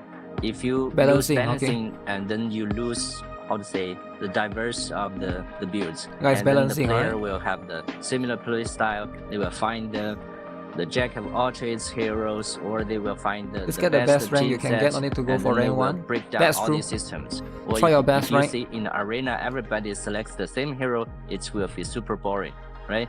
So that's there are 2 goals. So when we design a new character, we just want to have, for each character, we want to have its own place. So it the plays casuals in this game won't be any different from folks playing GFL 2, Brown Dance 2, etc. PvE content, just that you won't participate in the esports. Specific bosses. That's probably like, the thing, right? It's single target, some is more stronger in AoE like that. But the thing is, we have more than 50, even in the future we have nearly 100 characters. 100 we characters. hope each character has its own position. That's important. It cannot be replaced by another one, and then it has its own position, then it's useful in this whole system. But the thing is, we also have to, when we want to make sure it's balanced in PvE, that's easy because we have all these systems, and PvE is status, and all this PvE is important too. What worries me is like always changing, so we can use our tools. What if they make a character that's strong in PvE, if it's but OP, not strong in PvP? And then vice versa, right? Then you have to decide. Too strong, too OP. Should you pull the character for PvE or PvP? It's easy to handle, but when we're back to PvP, it's a little bit challenging because when we go to, we just mentioned before, we have as a dude lover, I'm satisfied with the male to female ratio. So that's why we need some tools. We had an AI-driven testing tool, and when we design a new character, we will put in these tools, and then they will automatically Is this not a gacha? It is a gacha. Thousands of games with millions, maybe millions of combinations. Wait, who's and fight each other. Is that an and SR then character? Summarize some reports, and our balancing designer will check this report regularly and see if the newer character is OP or not. Shit, she's so and strong. Then, of course, we will also, based on our own experience, all these designers, they have to play themselves, and we internally actually we play all the days, and to not only trust only the data, but also the feelings when you play and play with each other and play with the PvE content. So in summarize, we just want to put so many energy on that. We just make sure it's really balanced, and of course we hope. Do you need dupes in this game? There can be dupes, but I'm not sure if you need it or not. I think really it's diverse, and it varies from character to character, right? And possibilities. Can you ban character in PvP? Yeah, I saw they could ban it, but there's 3 different PvP, I'm very right? glad to hear that there are tools behind the scene to allow the dev to play. If I want PvP, I'll play Mobile Legends. Yeah, but it's turn-based though. With that amount of game content, and also in the future we're releasing so many new characters all the time, how do you make sure that all these characters stay relevant throughout the time? Because in game like this, we know that newer character gets stronger and stronger and stronger. Oh, power creep. Stay irrelevant. So all characters is there a plan irrelevant for balance patches or just adjustment to the character to allow them to stay relevant in the future? Yeah. I think what you mentioned, it's the general market is doing, right? So okay, but they're not going to do that. Games, when they release a new character, it's the must-have, and you have to, because it's always FOMO. in the feature banner. So it's business. We understand, but we think a little bit different, because they think different. In our system, we are not only PvE game. We have PvP. If we do this way, it's really hard. It's a really huge pressure for the players. They have to purchase, they have to chase the new characters every single time. I think even we are players, we play other games. It's a huge pressure for us. So we think it's what is better ways is we create a cycle. It's a cycle means it's a counter cycle with different builds. So it can say, oh, this build it's the best, and you. So it's like follow up. You can choose your own play style. Like we said, if you want to play really tanky, you don't need to chase the speed, right? You don't have to the first speed, and even there's so there'll be like a cycle hero. You don't have that because your play where style speed is irrelevant. Tanky. You just need more HP. Build and tanky build like that. And another thing is, we want to Gacha and esports should be in the same sentence, because gacha is casual. It's the most powerful. You can say from this would be the first gacha where it's not casual. A lot of SRs, even in these tournaments, a lot of SRs are very If you think useful, this gacha is too hardcore, with some characters, then of go course. back to when the they casual. Create a build, even some SRs are you get what I'm saying? The key roles for this build. I don't know, man. So I think it can be in this PvP. way, we want to Will I play this? For of players. course, they are I'm gonna play this, man. And they can you think I'm gonna miss out on the game with a lot of dudes? PvE content, of course, I love dudes and lollies, so I'm gonna play this. The only concern is how fun can turn-based combat be. They can also play with of other course, players. It's gonna be fun, right? It's not simple. I'm gonna invite Masaru to play this. It's a counter circle, so we have different builds that counter each other. So I think eventually that's some our, characters will get power crap. Philosophy, and so no worry about the how to say the unbalance of the new heroes. But of course, power creep, right? Bring new heroes is always our goal. As I said, we want to just the new hero is or new characters. It's just new experience or new builds. It's not that stronger. It's new. It's different. So I think that's our way. Yeah, one of the big things with this game that I think will be a key strong point here is the idea of the cycle that you talked about. You know, with every animus having like a different position in the meta. Masaru, you better play this game, Masaru. Like an always evolving meta where people are like practicing different strategies. And, I bet the champion we'll find out that one little strategy works on this character super great, and then it shifts everything. And then a new character if I can pull comes for out, Chris, and the then game is things 10 start out to of shift 10. again. Wow. I think there's just a lot of variability here with the matrix system that you talked about, and Do I think having this a Gacha cycling meta and like Esports that is what's going to make this game great. What? Yeah, 1.2 billion left. So playing off of that, let's address the question that many players are most concerned about. All of you guys have played many gacha games, so what frustrates you the most? I'll kick it off. So with this one, and I'm going to reference the knowledge I have from the beta because... what frustrates you the most? It really frustrates me when we have the 50-50 system in something. I mentioned earlier, I hate weapon banners. They're not in the game. Fantastic. Let's go farm that stuff. That is perfect for me. Cycling for balance and countering. I noticed that when we have, I thought it was a very interesting system. When we have the rate up banners, at least in the last beta, I can't remember the exact numbers, but we had the new character, they get their rate up banner. Now, you don't have a soft pity, and it's a higher pity, and I believe it was around 100. But if you get a what do we want to call it? 5-star SSR. I can't remember the actual terminology. I apologize. But if you get the high rarity character, there's no 50-50. You get that character that is on the banner. That is it. Whether you beat the pity or not. He said he loves 50-50 in another video. You get lucky. You know you're getting that character. I think in other video, he said he loves 50-50. In this live stream, he said he hates 50-50. That covers one of the big pain points for a lot of people. At least if you're planning out, you know. So he's contradicting exactly how much I will need. Is it true? And it's reasonable, and if I get lucky, I will get it beforehand. Wow. But the other thing that we had was even the rate up banner characters in the beta. We're in the standard skincare routine does. Which the standard banner has a lower pity, it has the soft pity, but obviously you don't get to choose who you're going for, so that's the trade-off there. The one question that I had from that beta, because you know sometimes in beta you're only getting the one character, so it's not a new release, is when a new character releases, how long before they go into the standard banner, not just their rate-up banner? Oh, will they ever go into standard? Okay, so because we are no, they won't still a gacha game. Gacha is one of the also interesting and exciting part for this kind of. So you will never go standard banner. But how to say? There's exciting and there's hoping. Isn't that Snowbreak banner? Yeah, it's pretty much like that. Characters you really want. So we are players. When we do this, we are not just as developers. Because when you are developers, just think of business, the KPIs. You know, we have to do this, we have to do that. But most of our developers, they are also a huge fan of this genre of turn-based games and gacha games and JRPG of this kind of stuff. So when we design this crucial part, because it's talk about monetization, right? We are a business company. We have to make sure this game can run continuously, and we can then the revenue we generate can support our future development. Revenue is important. But revenue, again, back to our question the revenue experience. We are also frustrated.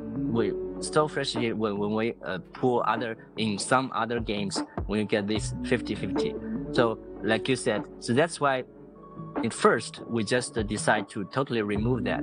But when you get the feature banner, you will guarantee it's the characters in the banner. There was no 50-50. No more 50-50. And back to your question, if there's a new character introduced, and from the very beginning, when we launched this new feature banner, the feature character already in the standard banner. Okay. So there you don't have to wait, and you don't have to worry about when this feature banner is gone. You cannot get this character anymore. You will need to wait. There's only to add in the standard banner because it's 100%, right? I think that's what he's going to say. No, this won't happen in the dev honors so that their business. At the very beginning, you can pull up these that's what it characters, is. and it's in standard banner, right, including light and dark characters. You know how this rare, including. So I think when we play this genre, you know how rare that, and so it's a big decision. We put these characters in this standard banner. Yeah, love it. That's huge. Like, that's insane. And I think I also noticed that when I was playing the beta, I think the cost of summon, I felt it was. So did he answer the question? Will they be added to the standard banner or no? This game? I think the answer is no, right? Yeah. Oh, yeah. I forgot to mention that. So back to these things. So what we think, another thing is, it's just about 50-50. It's just the how to say. To what you say, it's a setting. It's a design. But actually, the thing is behind that is it's how you're pricing your game. So we generally think it's just in this market, it's just too expensive. As a player, as ourselves, when we play this game, it's too expensive. You have 50-50. Still limited. Then you have this duplicate system, right? You need to pull 5 or 6 times to get a full character. Wow. So he's talking about Genshin. You can see in ETHERIA, we don't change this, but later one it's separate. No, it's not separate. It's behind this. It's just we think it's just too expensive. So we did several things to reduce the cost of the players to make this game affordable. Okay. So one thing you see is we remove the 50-50 system. Remove Another 50-50? thing is we put this high rarity, even the featured characters into this standard banner. We let these free-to-play players can easily get them by lucky or by hard working to collect more of these free resources. And another thing is we reduce the price. So I think the standard price is 160 gems or crystals or any other in other games, but we reduced it to 100. That's already a huge discount. 100. So in one pool, you only need 100 crystals. So other games is 160. And Wuthering 160. This game is 100. We had a lot of systems also give quite a lot of free pools, we call it animals, prototypes, and crystals. So the thing is, we just want to be more free-to-play friendly. Free-to-play friendly, guys. A lot of players, if you free love our game, you guys heard it support first. us, of course, then we can. This is the director himself saying this game is more free-to-play friendly. In general, don't even question it. The free-to-play players are even larger audience base, so we know that. And if the director is saying this game is free-to-play friendly, to enjoy time to believe it, so alright? Time to believe it. To have a better experience, so we made he's saying this changes. If it's a lie, that's what we think screenshot about this gacha in general and write the essay on Reddit next time. But no, I trust the director. If I can, I just want to zoom in trust the on one director, thing right? there, which was the light and dark units. They have multiple rate up banners. So you have for broke boys like you. There's a thing, right? Banner for normal free to play elements friendly, and guys. dark. I'm just going to free to play friendly, no way. And then you also what have do you a mean, no standard way? banner for Of course, normal yes, elements way. and then light dark as well. But you can still get I will those believe light them, dark but I will units complain later. from If it's the not, you can complain banner, later, right? Which I couldn't believe it when I got my Lily in the beta from that banner, because that is that's a massive thing. Like, you don't see that with light dark units typically in these style of games. And on top of that, like, the fact for those playing at home, like, this is gonna be my strategy as I'm known as the free-to-play sweat lord. When you're getting into the game, and I love that. Do you call himself free-to-play sweat lord? Banner, and so if you're starting even a bit later, but even at launch, you've got those cheaper summons on the standard banner with a lower pity and a soft pity, which makes it a lot easier to get more high rarity characters. So you can put your emphasis there to build out your roster and then start targeting new characters as they come out. And you can do that because of the system of everyone going straight in. Even if you start a bit later, you still have that option to get a really good roster of characters from just using that standard banner. So I think the playoff between the standard and the rate up is a really, really strong thing, even for the longevity of new players coming in. Wow. Wow. And think about the thing is very how to say, the dupe system, right? Dupe system. Okay. So you only need one and 5 is different. You need 5, it's 5 times more expensive, right? Okay. So when you get 1, you get unlock the full mechanics. You only need the in-game free upgrade resource to upgrade the skills, and but the mechanics of the skills, it's already there. You only get 1, it's enough. I think that's also a big decision, but we hope so you only need one character. A better experience. Let's go. For players. He said you only need 1, right? Yeah, definitely. I think that is a pain point for a lot of players in gacha games, especially recently, where it's like, oh, if you want to like this, you can get this character for fun. But if you want to play them the way they were intended to be played, no, there is dupes in the game. I'm pretty sure there's dupes. Them and their weapon, and it's because I played it during the alpha. When I looked at the duping system on my first stream when I played ETHERIA, maybe the dupes is no way. Did they remove it? Very simple stat increases, so there is a benefit to it, but it's so not it just like stats increase. Changes the gameplay. It's just stats increase. Okay. With that character, which is a really big thing. And I'm sorry, it's not like... I'm just on a rant here, so I'm going to keep going. The other thing that you mentioned was one of the biggest things is the no more leveling up fodder characters to feed to increase your star rankings of your characters. Like that is a big thing, because often in these style of games, half the time this sounds too good for free to play. Why are you so skeptical, man? Believe in the director, which, okay? Has its purpose, but it's a bit tedious and it's not as exciting. Whereas in state ETHERIA, increase is insane already. All those materials to keep upgrading your characters are given through events, in-game systems, the quote-unquote tower mode, all that sort of stuff. That's where you can get all those things, and it came at a pretty decent rate. You can also somewhat farm them in the experience stage if you want to as well, and then use them to fuse up as well. So there is that option if you're really desperate to get a few up. But in general, the income felt pretty good of them, and it just means that when you're actually spending your stamina gems in game, will cost a lot. It's always going to be something exciting. Either you're going for modules or you're going for shells. And for me, when I play these style of gacha games, that's almost as fun as summoning a character, is seeing if I got that, that god tier piece of gear with the 4 optimal substats, you know, and stuff like that. So I think it just makes the general daily gameplay a lot more exciting, because that leveling up in the campaign stages is now sort of removed from the game.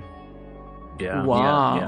This I want to add 2 more sentences, because I think this is the duplicate system. What do you guys think? There's a lot of potential. You don't have to have a lot of potential. Other characters to other characters. We need to feed characters to characters. It's actually from the community, because they talk about and give us feedback times to times. Oh, you shouldn't do this. You shouldn't do this, because a lot of people are talking about this. We think we really take it serious, and it's really the painful experience when they play other games. Brothers 2 is casual, as a enough. game release in 2025. So I think the thing is we want to create just a better experience. So we hear from the community and we make these 2 changes. And we think it's, even for ourselves, it's much easier, because we also play that. It's really a long time just leveling up these other characters. It's not fun. It's just not fun, right? Not fun. So we hope to take this chance to thank the whole community, the players who support us for the long time, and we hope in the future when we release, you support us and give us feedbacks. We have our community manager here, and in our community you can also give all these feedbacks, and we will listen to you and take your suggestions seriously, and we hope to improve the game together. Yeah, I think a lot of this stuff just makes this a great experience for new players. Like, as we talked about, like when you're introducing a game to your friends that you're already like a year or 2 deep in, and like you're like, oh, they don't have all the characters, they can't do anything. I just think it's going to be a great opportunity to build a long-lasting like core community, both of free players and paid players. And, you know, for competitiveness and all these tournaments coming up, I think that's going to be the key highlight here. And just having a core community that we can build and grow like that is going to be huge for this game. And I'm super excited. Cool. Well, thank you guys so much. We really appreciate your time. There's been so many great questions going on. And thank you, Jack, for being so transparent about everything. We're all super excited. So just letting you all know, ETHERIA will launch officially on June 5th. Make sure to pre-register for the official launch, and that'll be live across all major game stores. You can access the official ETHERIA website to pre-register on whatever platform you prefer, and you'll have access to some unique rewards and some codes on top of that when you register. So there's a lot waiting for you guys. Just make sure you stay tuned to the website and our social media pages. So goodbye, everyone. Thank you so much for your time. It was really fun talking with you guys. Wow. What do you guys think? See you in ETHERIA. See you. Okay, I think there's still more. There's a lot more.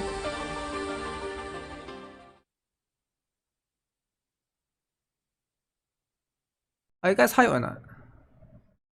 Wait, that's it, is it? Wait, that's it? Awesome stream. Have a good one. He's cute. Please maintain balanced gender ratio.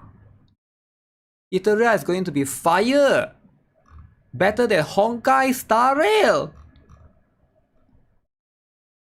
Okay. Everybody is excited, guys. Everyone is excited. Okay, this is what we're talking about. This is what we're talking about, right? So that's just how it is. I think it's a pretty good stream overall. You play to find out. Wow, you play to find out, eh? Yeah, like a lot of the things that they mentioned, Matrix effects can give. I'm quite pleased. All right, but again, of course, it's fine to be skeptical. You can try it out and see how it is later. But yeah, still, that's just what it is. Stamina recharge is going to be costly. Is stamina recharge going to be costly? I'm not too sure, right? Maintain gender ratio. Gender ratio is important, alright? Dudes, waifus, lollies. Same, alright? So that's just how it is. Did they talk about the story? They didn't talk about the story because that's not the highlight, right? You're going to spend 100k? Really? You're going to spend 100k just to crash noobs? Okay, if you are that rich and you can afford to spend 100k, I think you would do it in other games. I don't know why you would do it here, right?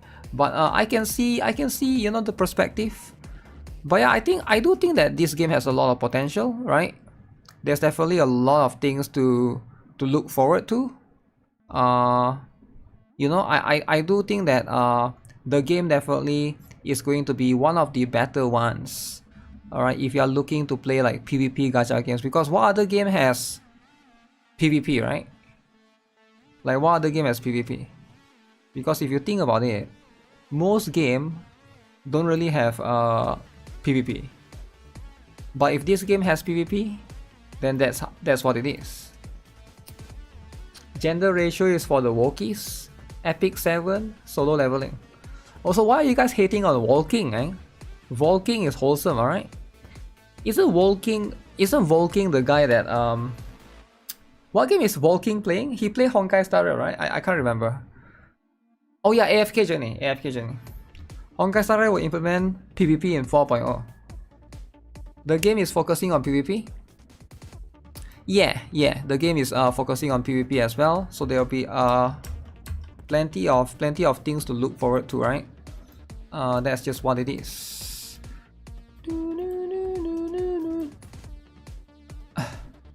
He plays everything. Yeah, but what's wrong with that, right? Am I scared of PvP? I'm okay with PvP, right? I'm okay with PvP. You discovered Eversoul and you still love it. Huh, haven't heard of Eversoul in a while. Wow, what happened? Eversoul, yeah, I haven't heard. You don't think anything in the game will be overpriced? It's just competitive, folks. Yes. Is there any questions that you guys want to ask? If he want to play for 2 weeks, let him. I'm a pro gacha player, do not doubt my skill. Do not doubt my skill. I'm not a pro gacha player, I'm a chill, casual gacha player.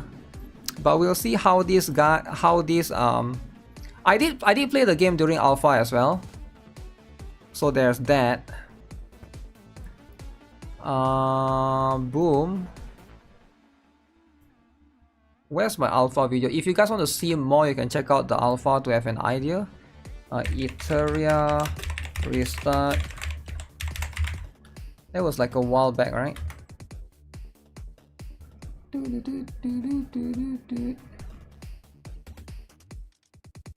Yeah, this one 3 months ago we played the alpha, which is pretty good, right?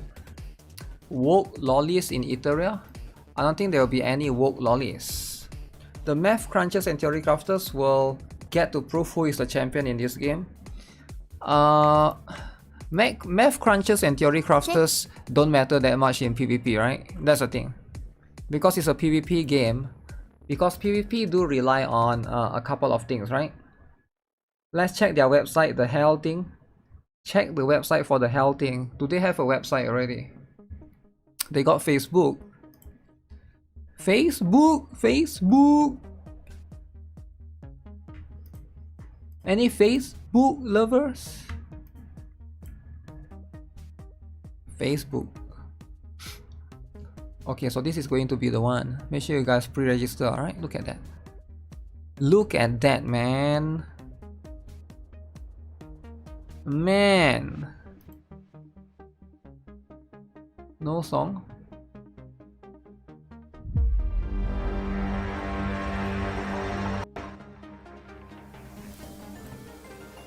Okay, that's the music. The mind games come into play.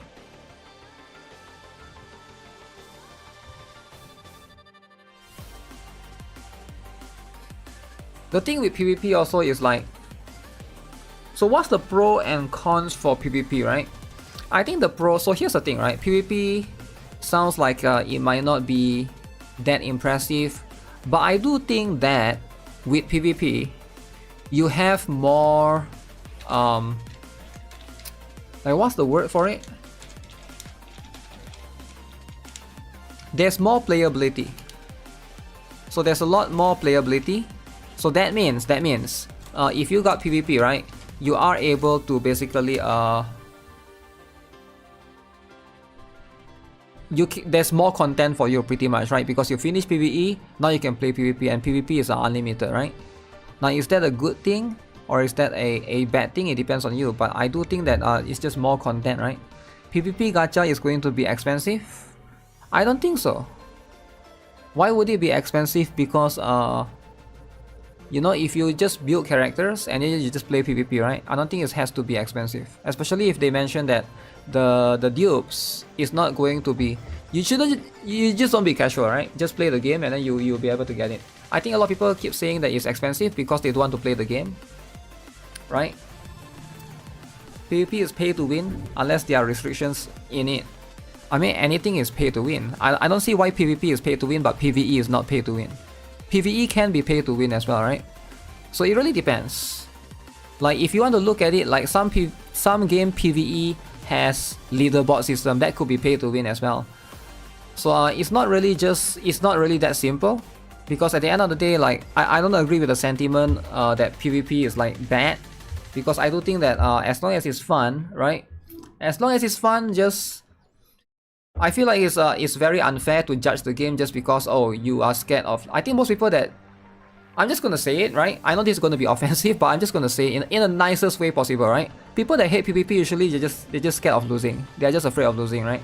And it's fine if you're scared of losing or you hate losing, but that doesn't make it not fun, right? Because like if you can change your mentality and not be afraid of losing that much, I don't think it can be that difficult. PvP a lot is time consuming. That can be time consuming, I agree, right? But I think there's ways to make it fun, right?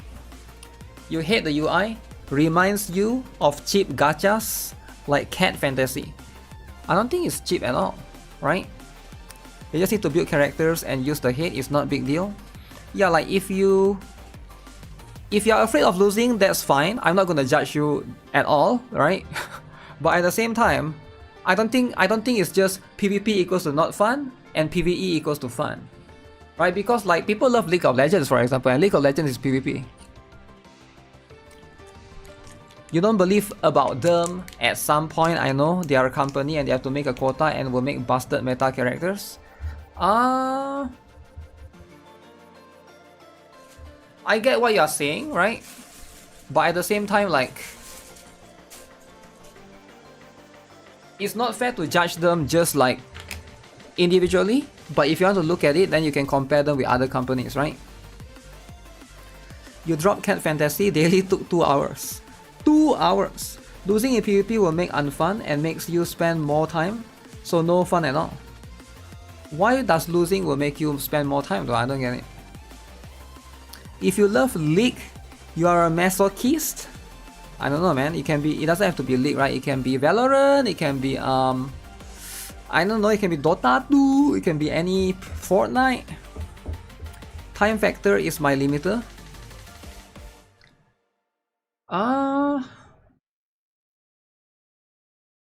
So the game don't, okay, the game don't have, there's no skip, but there is auto. But one good thing that the game has is the auto, right? You can auto it in the background, and then you can go to other place to do other things. So it's quite cool in that way. So you can basically auto PvE stage, and then you can go to PvP and like multitask at the same time.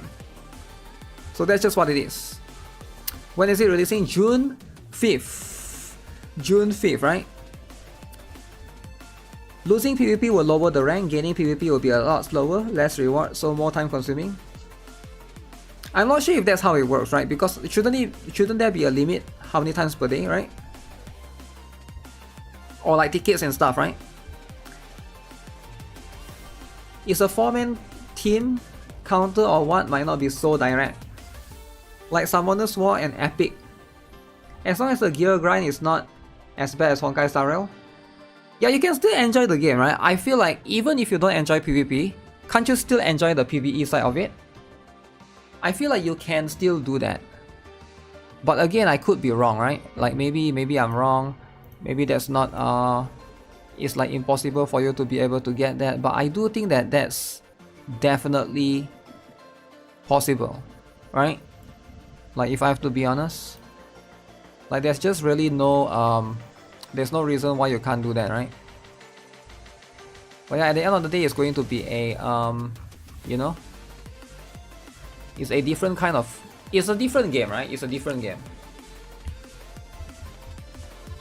Could they be compensating the lost 50-50 with predatory PvP, forcing players will? Well, they say that it's going to be free-to-play friendly, so you know, if you don't trust the director, that's fine.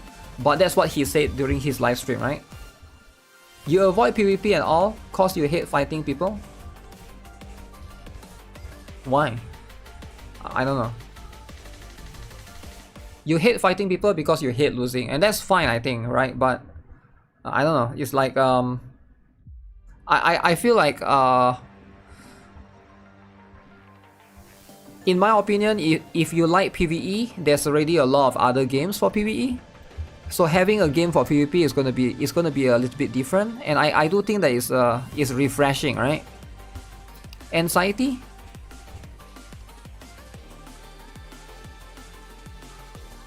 But why would there be anxiety if you fight other people? Because you can still, like, I don't get it, right? I don't get it.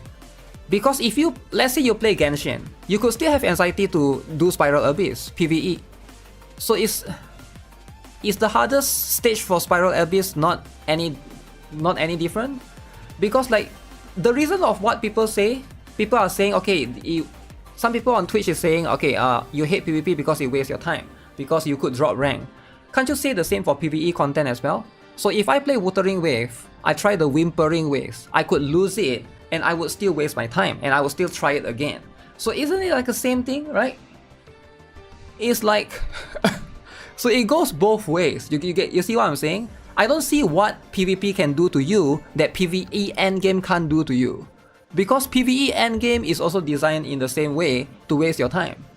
if you play Wuthering Wave, right? Like, you know the boss thing?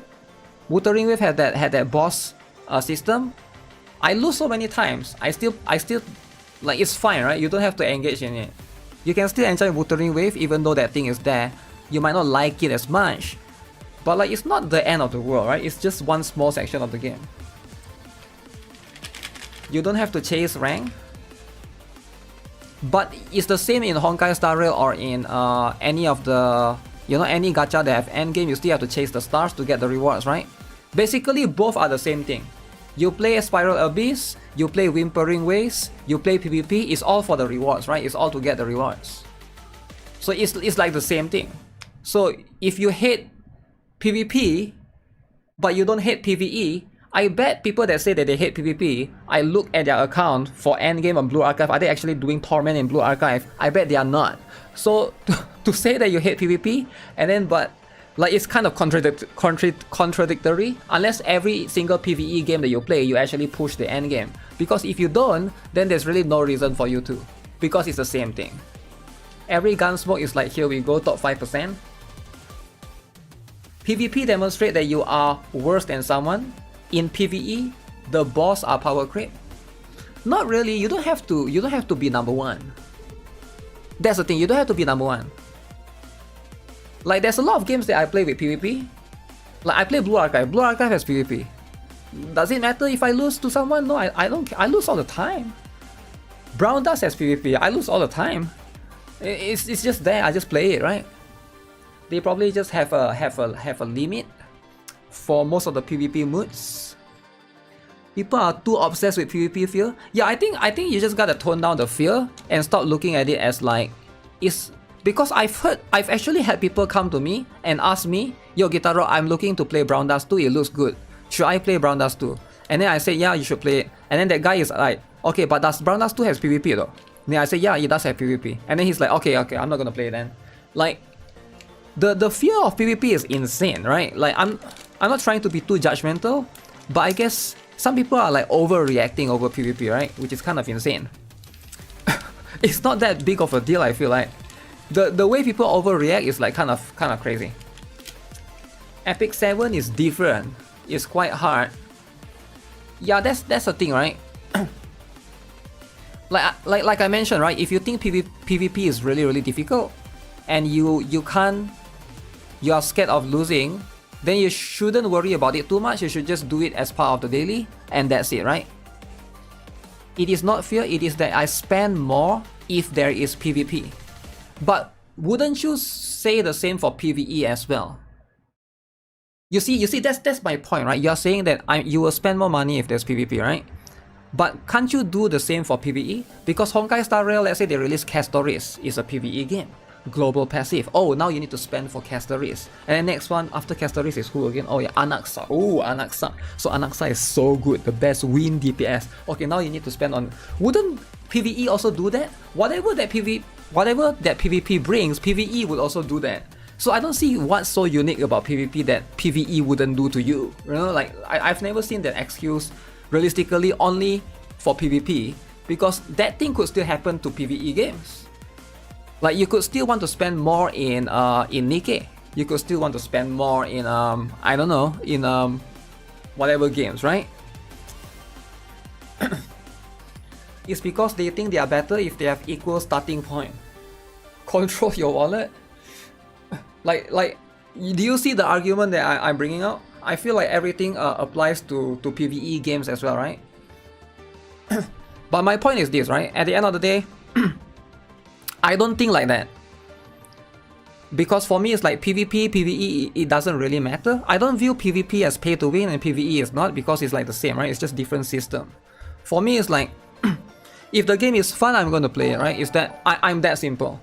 I don't care PvE, PvP, PV, whatever, right? If a game is fun, I'll try it, I'll play it, and see how it goes. And I feel like more people should just be more open-minded to trying stuff, rather than just living in constant fear of whatever that they haven't tried, right? Like, if you always fear of what you haven't tried, that's a bit weird, right? Like, games are meant to be enjoyed. You shouldn't just, oh, I'm so scared of this game because of one thing. Is the beta on 8 open for all? I don't think so. Wait, actually I'm not sure. Did they say that?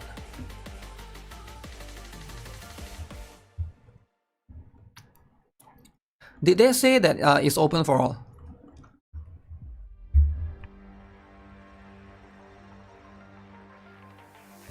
Some people think that if they don't have S character, I might not be able to do the end game. For PvE games, that's maybe. For PvP games, well, GG.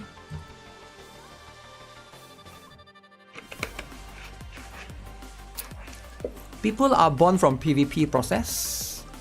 Yeah, like when you go to school, you know, like when you try to have grades within your class, there's rankings and stuff. That's like PvP, right? When you go to college, there's PvP. When you go to work, you're competing against someone for the spot in that job. That's PvP as well. So everything in life is PvP, you know.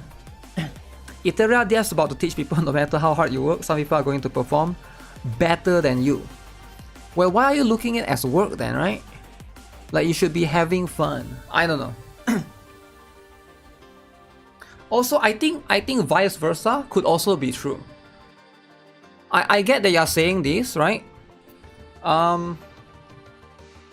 Like because you have a lot of people have this mentality, but I think the other way could also be true. Like this is the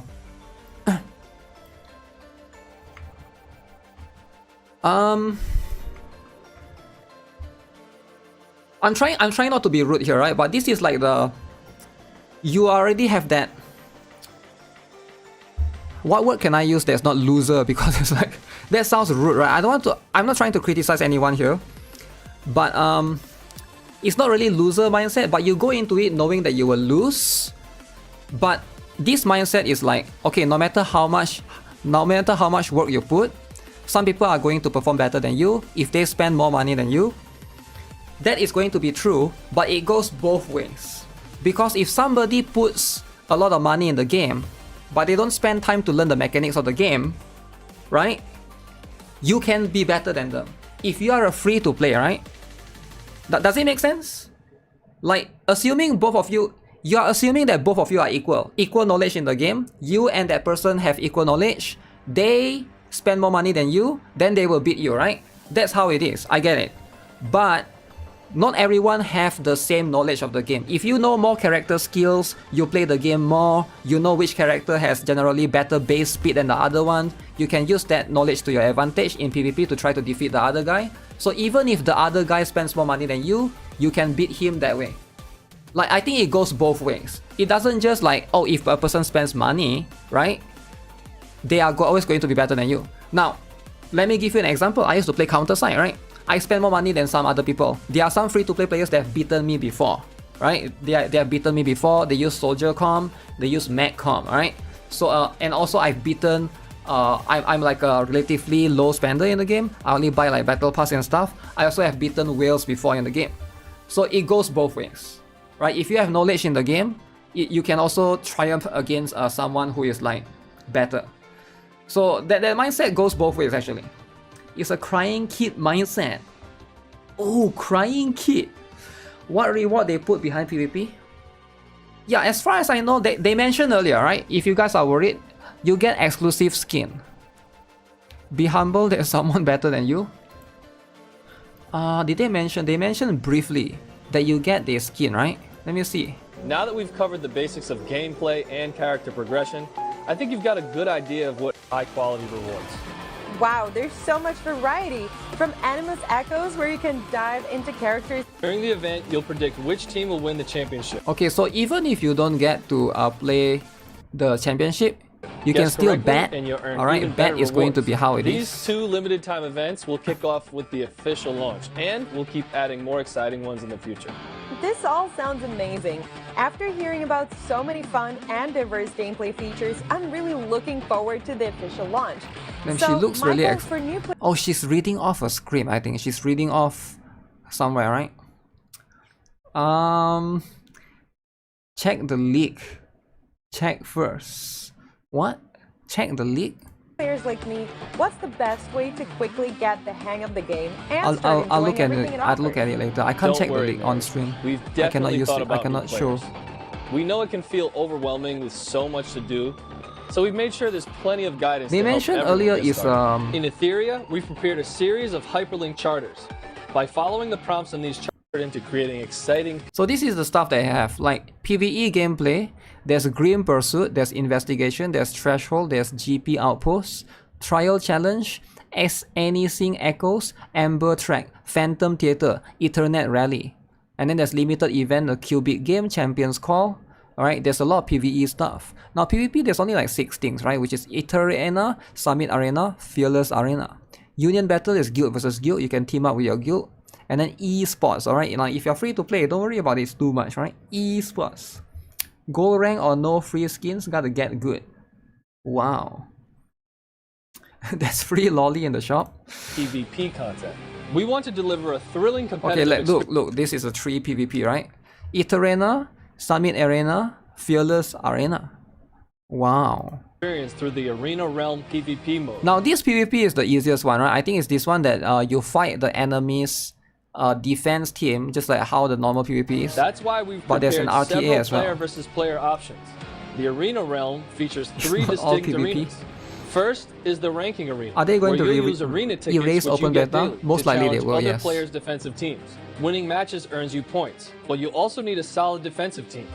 If it gets defeated, you lose points. Climb the so you need to apply the knowledge on which characters are strong on offense and which characters are strong on defense, right? So there's always going to be stuff like that. To reach the top that you can leverage. Tier, and at the end of each season, you'll earn special rewards based on your rank. Okay, look. Let's try and see. Alright? So right now the ranking rewards. If you are rank number 1, you get 500 gems. Rank number 2, you get 450. Rank number 3, you get 400 gems. Reach Mythic and you'll even unlock a cool arena nameplate frame. The first... Okay, let's see that again. He said reach Mythic and then you get to unlock a frame. Reach Mythic and you'll even unlock a cool arena. So rank 11 to 20, 340, 21 to 50, 320. It's not much, right? You can see within the range, it's not that much. I think like top 1% will be like 300 something. Nameplate frame. Okay, it didn't scroll down beyond that. You can pray for the opponent to disconnect. You want to pray for opponent to disconnect. It's mostly just for the frame. This one I guess is cool as well. You get some pulls there. But other than that... The first mode is all about challenging other players' defensive teams. So does the second PvP mode involve real-time battles against other players? You got it. The Summit Arena is a real-time the RTA PvP one, right? mode where you face off against other hyperlinkers in live battles. And yes, it supports global cross-server matchmaking. In Summit Arena, once you global server, so you get to fight Japanese players. You get to fight Korean players. This is what is cool, right? You play PvP, so you can play with other players from the other side of the world. With an opponent, you'll take turns selecting animus for your team. So you take turns to select the animus for your team, and you can ban. See, you see what I'm saying about the knowledge? You can apply bans and stuff. During this phase, neither side can pick the same character. After both sides have chosen 5 animus, you'll get to ban one of your opponent's picks. The strategic battle begins right from the selection phase. You'll need to outthink your opponent to secure victory. Summit Arena also offers rank up rewards, including... Okay, let's see. They show a little bit of rewards. This is the RTA one, remember? So reach Mythic for the first time, okay. So you get some skins. So you just need to reach certain rank. Reach Platinum for the first time, you can get the skin. So I'm guessing Platinum is where most people will want to reach, right? You don't have to go all the way. This one is like a couple of extra stuff. You can take away the picks and bans. You have to know multiple comps. 30 minutes per live PvP match. No, they will give you time, right? Unique avatar frames. So avatar frames is like whatever. For reaching certain tiers. So ranking rewards is like, it's not gems as you can see, right? But you do get a lot of pulls here. At the end of the season, you'll earn special rewards based on your final ranking. Summit Arena really takes ETHERIA's PvP intensity to the next level. But you mentioned there are 3 different arenas. I can't even imagine what other PvP modes the dev team has in store. What do you mean trade wins? The third arena is called the Fearless Arena, Log in and boost your account. Official light esports account. Here you can quickly match with 8 hyperlinkers to compete in a Fearless Cup going to name my account Yasuke. The event runs every Saturday and Sunday, against and you can Japanese. participate as many times as you want during that period. Good luck. 8 players compete, advancing round by round until a champion emerges. The 40 prize, every week for decisive rank star 1. emblems, can be exchanged for if you rewards in maintain the every arena week shop, for rank 1. Is it every week though? exclusive hyperlinker I think it's like every 2 weeks or every outfits. 3 weeks. It's amazing to see a mini I don't think it's tournament that easy to right maintain into the rank game. 1, right? I can't wait to jump into the test and start battling other players online. Connects people, And which creates that's friendship. not all. We're putting the finishing touches on a GVG mode called United Front. This mode will launch after the official release on June 5th, so stay tuned to all our social channels for more details. In our last test, top players from around the Yeah, world we'll see, competed right? in We'll the see. FCI Fusion Cup Invitational. It says 7 days. After some intense battles, a champion was crowned, and players saw the incredible variety of team compositions Fusion and Cup. strategies that RTA gameplay offers. So, after the official launch, can we expect more exciting tournament? Absolutely. Player feedback and the demand for competitive play have always been a major focus for us. In the that's future, the thing, right? With ETHERIA all will of this, provide a global stage for competitive players. I'm thrilled to announce the ETHERIA World. I heard Epic 7 one is not that pay to win as well, right? Sure, there's RTA there, which I get it, right? I understand that there's RTA and Epic 7, but again, it's also not as bad, right? It's not as bad as what a lot of people have been saying. So yeah, we'll see how it goes, right? Because at the end of the day, right now, I think there's a lot of potential for the game for sure. Is this not a Chinese game? Is this a Chinese game? I have no idea, man. Right? I get it that race is important for some of you guys, right? You want to know, like, is it a Chinese game? Is it an Indian game? You need to know the race, right? But for me, if a game is, like, I'm gonna be honest, I might look like I'm racist, but I'm actually not, right? For me, when I play a game, the last thing I care about is the game's race. I don't care about the race as much. I'm just gonna play a good game, right? I feel like try to focus on whether the game is good or not, rather than focusing on the race of the game, right? If it's Chinese, Japanese, Korean, Indian, you know, Indonesian, it doesn't really matter. The race doesn't matter, right? I feel like anyone can make a good game, right? Anyone can always make a good game. Future gachas will enter esports because of the game. Chinese developers, white people for translation of global. But these two aren't Chinese. They look like European to me, right? They look like European. Summit, the ultimate global. Like he looks wholesome. She looks alright, right? And Chris is definitely not Chinese. Where's Chris? Like, look at this. Chris is clearly an American. Alright, I'm pretty sure Chris is American. I could be wrong. Indian games, yeah, there could be some Indian games. White people is for translation. Looks Irish. What are my top 5 gacha games? My top 5 gacha games. So there's different, right? Different tiers, right? You need to ask me more specific. My top 5 gacha games for drama, all right, is Honkai Star Rail for the global passive drama, Wuthering Waves for the anniversary drama, NIKKE for the $60 skin drama all the time, but I don't think recently we have $60 skin drama. Brown Dust 2 for no dude drama, and what other? Azulane? No, not Azulane. The main drama games for drama specifically. I'm playing this for drama. All right. Chris went to Korea for plastic surgery. I think those are the top 4, right? I guess Genshin, right? Genshin VA drama. Blue Archive has not much drama. So if you're talking about for drama, that's my top 5 gacha game. But you need to be more specific. What top 5 for what, right? This man breathes drama. Of course, drama is important, right? Drama is important. Girls Frontline for the NTR drama. There's no NTR drama in global, surprisingly, right? The tourists who hate $60 skin already quit. Wait, really? They are not coming back? They're not coming back to complain about $60 skin? Snowbreak? Oh yeah, Snowbreak, eh? Snowbreak has a bit of drama as well. But if you're talking about... Yeah, it depends on what we're talking about. For story, I guess it's different, right? For story, it will be Blue Archive, Girls Frontline 2, NIKKE, Brown Dust 2. Surprisingly, Honkai Star Rail is not my top in story. It's not my top 5. I know a lot of you guys might like Honkai Star Rail story, but I've never liked Honkai Star Rail story. I only like the first one. I think there's too much loopholes. I think Honkai Star Rail is a good game. The story is not bad, but I think like it doesn't have a coherent structure to it. So I think Zenless Zero has a better story. But after reading the story earlier today with the yapping with Hugo, I feel like they could have done better, right? I feel like they could have done better. But yeah, it's going to be always a complicated one, right? NIKKE has 0 drama. NIKKE has a lot of drama, man. NIKKE has too much drama. Honkai Star Rail has too much bloated. A lot of people like it though, right? People like Firefly and stuff. Bellobok is the only good one. Yeah, I never really like it. Although to be fair, I haven't played the latest story, which is the Castaris one. I need to try to play it soon. Honkai Star Rail and Genshin baby story. Always happy friendship. That's the hope. Honkai Star Rail should hire an editor. Yeah,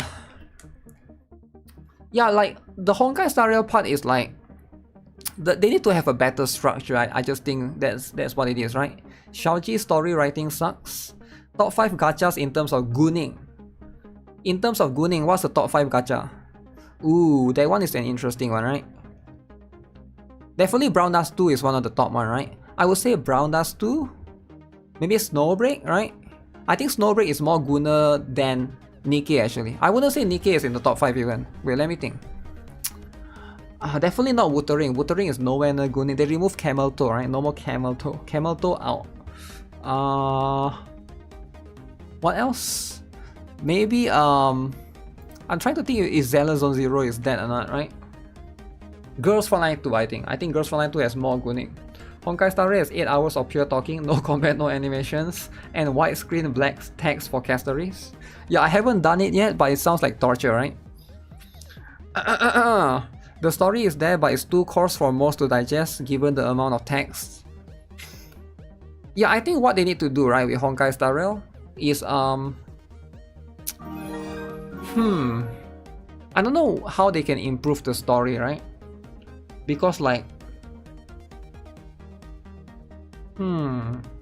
would the story be better if they just remove the protagonist? I'm trying to think of that, right?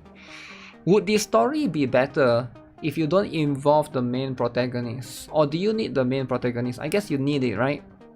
Yeah, it's going to be something that's yeah, I think it's just the structure and they are trying to build the lore.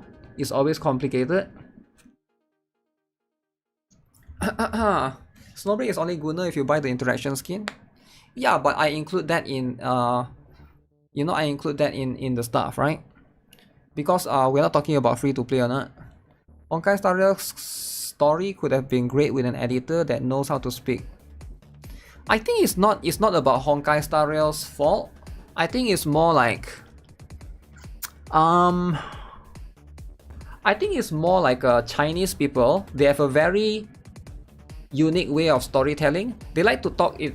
A lot of Chinese. I don't know if you guys. I don't know. Most of you guys. If you are not Chinese, you might not know what I'm talking about.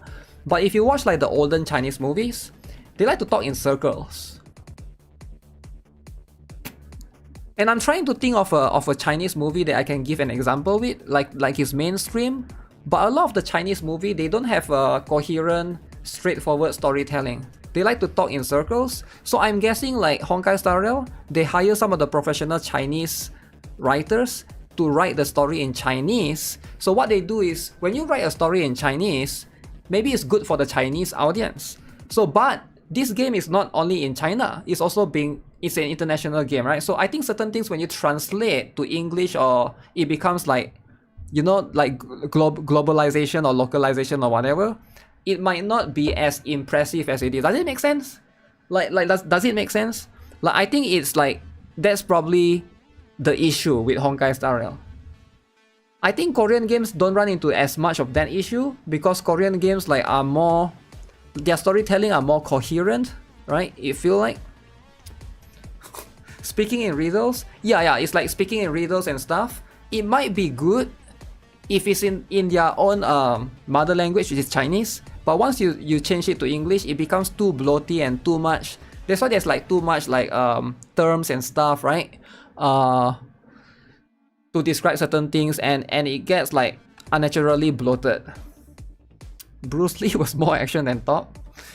Yeah, that's the thing, right? As a Chinese, Honkai Star Rail sucks in storytelling. I thought China likes the story. I don't know. As far as I know, I thought that's what it is. Chinese use proverbs, but the problem is Xiaoji doesn't teach you anything. Yeah, that's also one issue. Then it's one issue, right? But then there's like there's probably not much comparison to tell. I think Wuthering Wave has that problem as well that I'm talking about. Like they talk in like sort of like in a circle thing. C drama where it takes 30 plus episode for the ML and FL to have the ending. They should place the whole story to ChatGPT and ask to debloat it. Also, I think it's been made worse if you cannot skip the story, right? I think that's pretty much Honkai Star Rail's issue. Combine that with you cannot play the event, but I think they fixed that already, right? You can just skip to the event. It used to be you cannot play the event, you have to finish the story first. That one was very annoying. Wuthering Wave is fast and they use human characteristics with every dialogue. I think Wuthering Wave is much more direct for sure, right? But it's kind of samey in the way that like it's like fall in love with the MC and stuff. Chinese game likes to put too much tests. It hurts. Yeah, that's probably what it is, right? I think Japanese probably has better storytelling, but then there's no like good Japanese gachas. No good ones. The repeating animation when talking. Yeah, that's what it is, right? So let's see. They joined in 2022. Damn, it's been 3 years. 3 years and still haven't released. Okay. Finally, they are releasing. June 5th, guys. June 5th. Did they post the So this one is 1 hour ago. Okay, they did post the coupon codes. There will be 2 coupon codes, right? I didn't play Wuthering Wave, but they won an award for the story, right? Wuthering Wave did win an award for story. Did they win an award for story? I'm not sure which award you're talking about. If you're talking about Google Play Award, it might not be super accurate, right? The reason why is because if you're talking about Google Play Award, or it was like just games that released that year, right? So it's like you can't compare with the games that released previously. Japanese gacha relies on IP manga base. Yeah, but that's because they already have an established story from the IP itself. Wuthering Wave has more talking animation posts than Honkai Star Rail and Genshin combined. Yeah, it's also, I don't know, is it like the engine limitation, right? Because like the other games all use a different one. Look at this boss. New Annie Mooses. Freya. Ooh. Please don't censor this, alright? Do not censor this. Freya be looking good. Real Mocha. Ooh. Tsukiyomi. Borgene. So 1 waifu, 1 lolly, 2 waifu, 2 lolly, 3 waifu, 1 dude. Now think about it. Why only 1 dude? So why 3 waifu, 2 lolly, and 1 dude? So if you think about it, you will know the answer, right? And also why there's lolly, but there's no shota? That's just, luckily Wuwa improved storytelling, eh? That's life. So we can already see the gender ratio drama. Alright, gender ratio. Rengo Kotsu, Ho Yan. Alright, the enemies look insane. Alright, you'll be rerolling for the Rosa. VTuber R design? Yo, what do you mean VTuber design, man? Did they release it already? They haven't released it.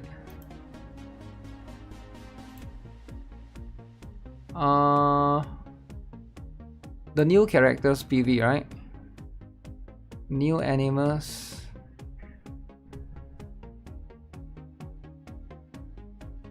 The new character looks insane, man. They haven't released it. Yeah, the new characters PV is where is it? Let me see.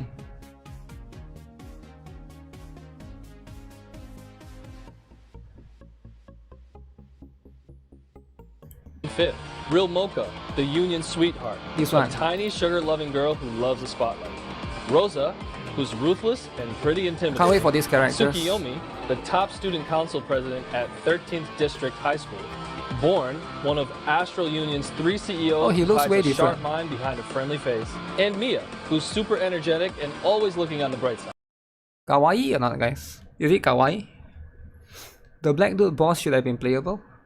I'm not sure. There's one more black dude that's playable. I'm not sure if that's him or not, right? We gotta read the story to know. Sometimes boss are kept be like playable characters. Yeah, you could be right. Your problem is easy is that they give every NPC a life story to tell. Is that a good thing or a bad thing? ZZ story needs NPC with life, not to be bland NPC to guide. Yeah, I'm not sure, right? Some people like it, some people don't like it. Each animus brings something totally unique to the table. As a player, you'll need to think about which ones to level up based on what challenges you're facing. And that's not all. There are over 50 animus waiting for you in the game. Don't worry about running out of resources early on either. Through various game modes, you'll be able to earn plenty of summoning resources to build your Where's the dreams. trailer for the characters? Speaking of the big TV we mentioned earlier, it's not just for show. You can use it to summon new animus companions. But is there more you can tell us about how summoning works, Michael? Absolutely. We just introduced 5 new SSR animuses who will be joining the summon pool over time. Okay, this one, is it? Officially launches, you can use the redeem code. Yeah, the trailer on your looks screen good. I to like get the new animal character trailer. prototypes. So be sure to grab a screenshot. And don't forget, during the final test phase, you can also use redeem codes for even more anima. Is there in the ETHERIA final Chinese, test Japanese, phase, Russian? I have no idea. Anima prototypes. So Okay, stay that's not me, tuned. stop. Now sit back and enjoy this exciting teaser video. After this, we'll dive into more of ETHERIA's gameplay features. See you in a bit.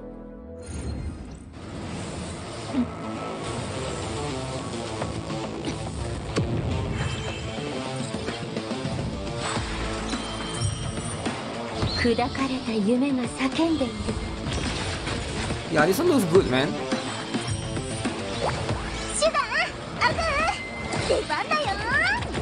Ooh, she become a robot. Damn, Rosa is insane. Rosa is insane, guys.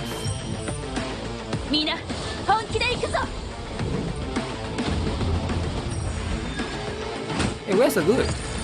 Oh, there's a dude. The dude gets so short of a screen time.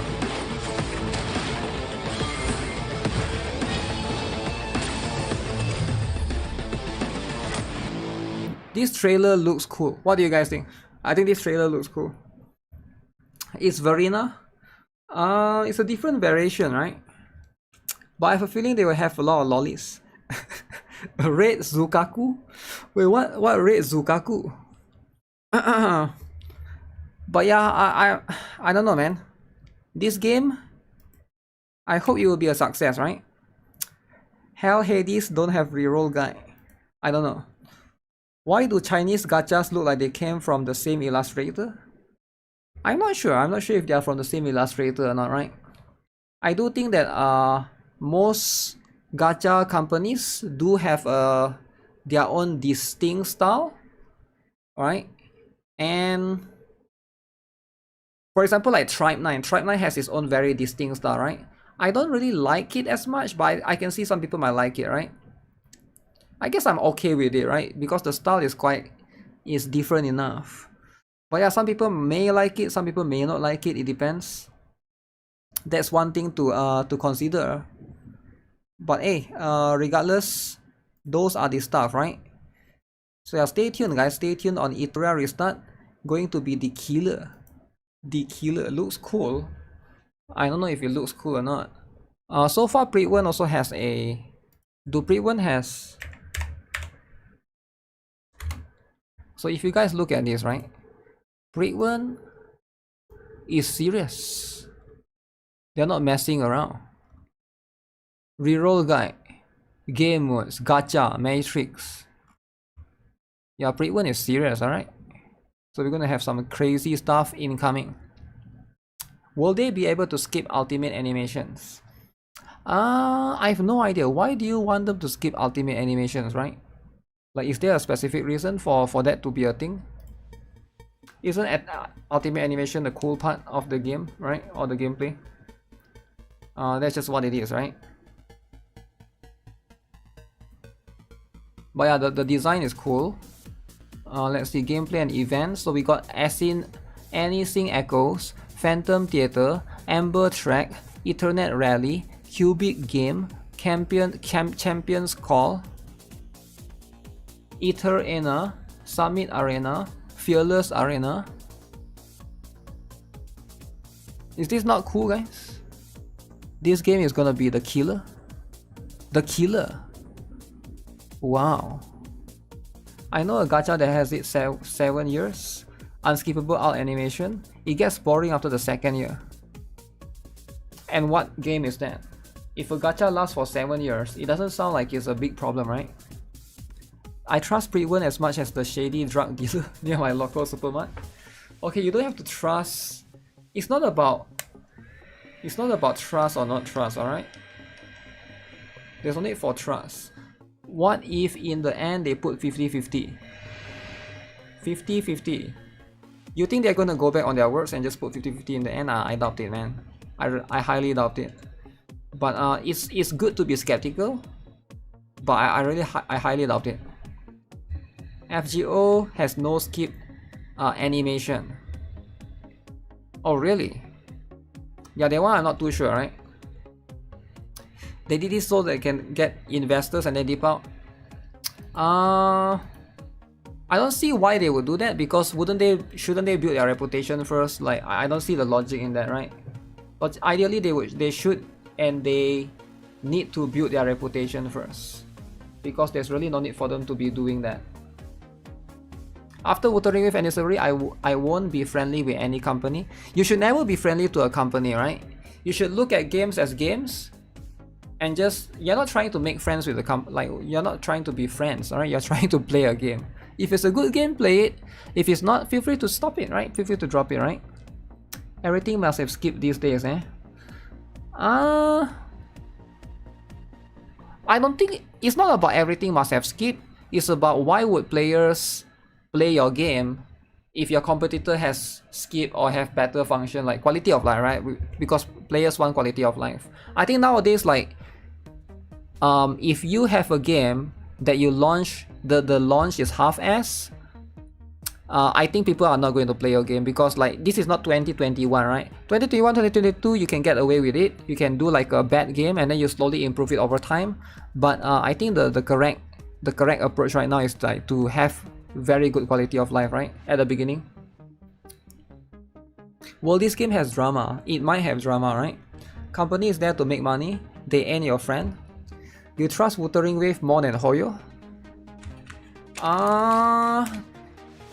That's fine. If you want to trust Wuthering Wave more than Hoyo, then I guess it's a pretty valid thing, right? It's a pretty valid thing for you to be trustworthy. But at the end of the day, right? By the way, guys, I'm looking for a member for the to join the guild. We have one member. You need to be able to do at least 50,000. I cannot be 49,000. So feel free to apply and let me know, right? You're friends with John Nexon? Just keep the game. No need to worry about it. Wow. Don't worry about it, eh? The company won't care. Is the open beta in ETHERIA will have an account wipe? Yeah, most open betas have account wipe, right? Especially for a PvP game. There's no reason for them to not have an account wipe, right? Holy cake! Cake! Okay, I forgot that there might be some kids looking at this. So if there's any kids looking at this, my bad, alright? I didn't mean to just show the cake to you. I know that kids shouldn't be exposed to cake that early, and I understand that. But I sometimes, like, it's difficult for me, right? Because I'm a streamer and then there's this cake just shoved into your face at the out of nowhere, right? And the kids are awake right now, and I get it, right? I understand. They have more than enough years gacha to learn how to blueprint. Gacha learn how to blueprint. But it's not that easy though. No Shakri Toyo, chill out, alright? ZZZ released the new character, the Chinese booba cake girl. Yi Xuan, is it?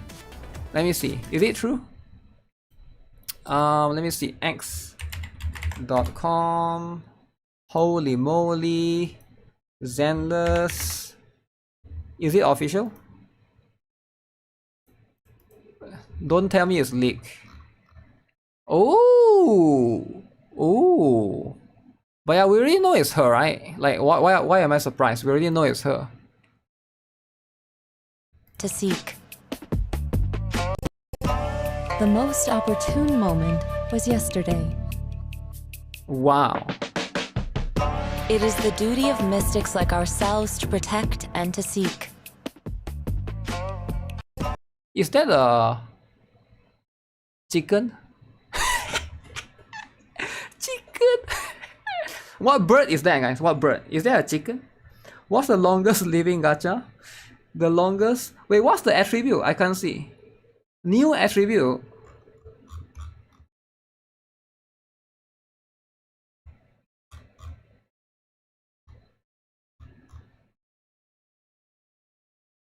Holy buns.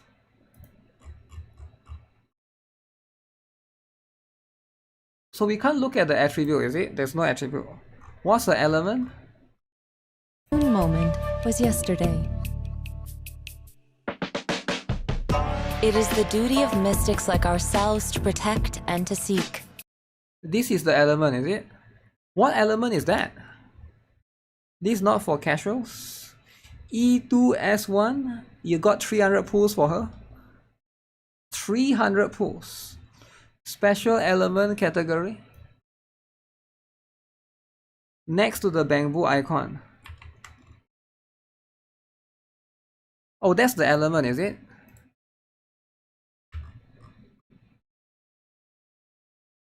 Huh.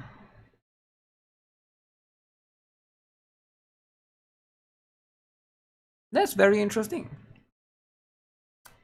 Is the KFC element? This one is the element. Then what is this again?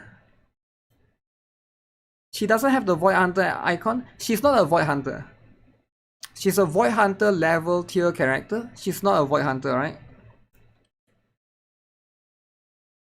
2 new element and new category. Category means what? Attacker and so she's not an attacker, she's not an anomaly. She's League say substat HP. Oh man, it's a new stuff. Let me see. We fighting? Take this is the let's fire it up.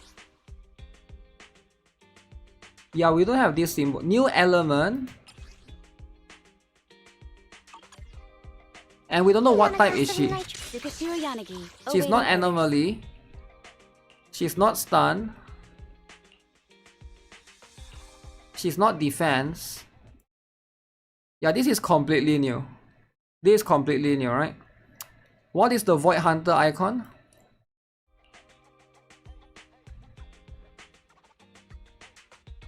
This one. This is the Void Hunter icon.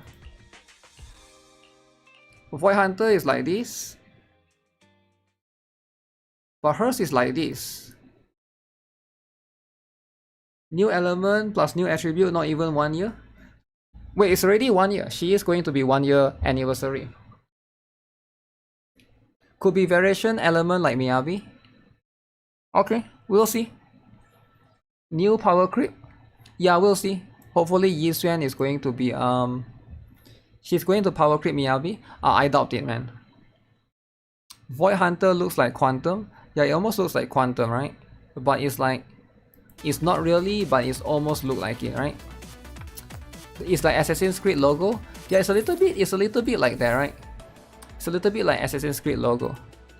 That's the Yai Miko icon. Yeah.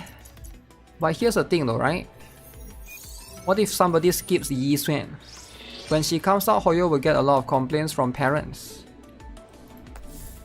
Wait, why would Hoyo complain to the parents? I'm a bit confused. It wouldn't be logical, right? Okay, make sure we do this as well. So this one is 3 times per day, guys. Should you guys do this? 3 times per day. Got 265. Which may or may not be enough, right? Also burn boost, guys. Burn boost. Oh shoot. Okay, I'll clear that later. It's a new faction? Yeah, definitely it's going to be a new one, right? That's just how it is. Expect new regions, new icons for Void Hunter, like. You could be right? It could be just because it's a new region and stuff.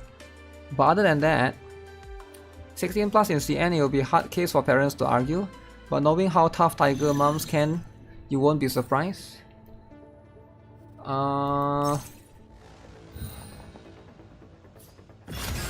I think in China it's more strict, right? You have to log in using like a stuff.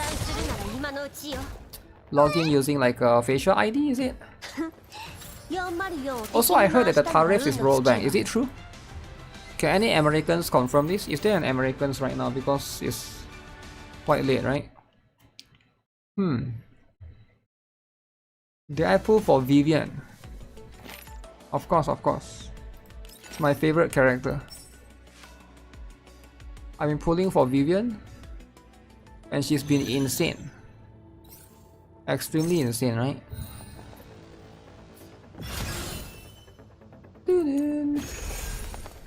Go slash to the front. Poop.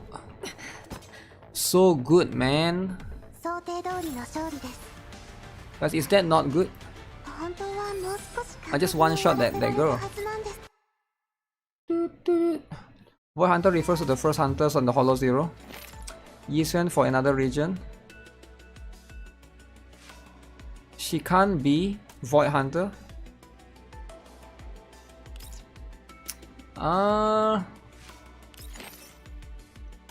She's a Void Hunter rank, right? They mentioned it before. There's a loophole for the system that kids could just ask for their auntie or uncle for their ID and do a verification with the face. Yeah. Then you basically have somebody's permission, right? Like you basically asking for permission from someone else. So at that point, it's not the government's fault, right? It's like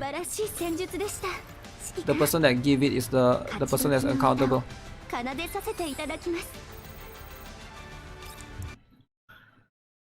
PvP in Girls Frontline 2 feel like PvE. It do be feeling a little bit like PvE. But that's just what it is. Tariffs are not going to be rolled back. Damn. Not rolled back? Okay. The auntie or uncle is the one who should take care of them. But why would kids do that? I guess kids do that.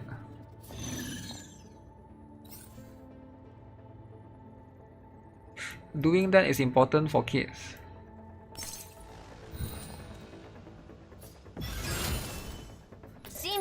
Ooh, this is a tough one.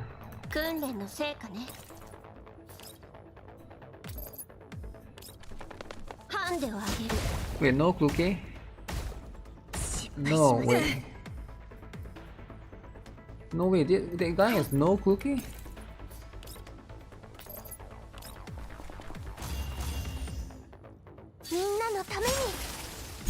Okay.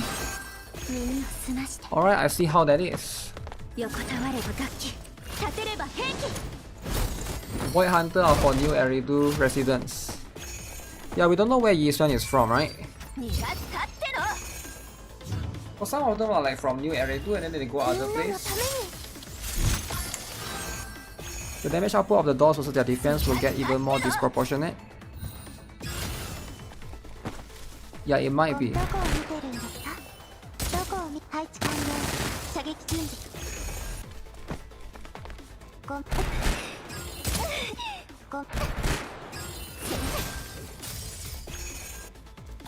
Dude, this is easy for sure.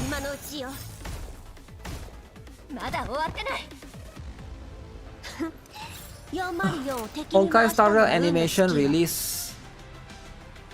Release what? What did Honkai Star Rail release? You will get Vector +1 plus weapon and skip Yuhi and Zhaohui. Yeah, if you care about meta, definitely that's the right choice, right? That's going to be the right choice.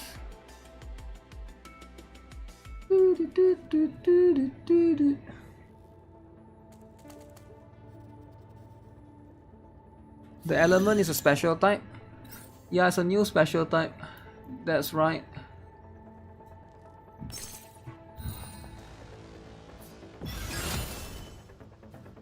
Ooh, stack.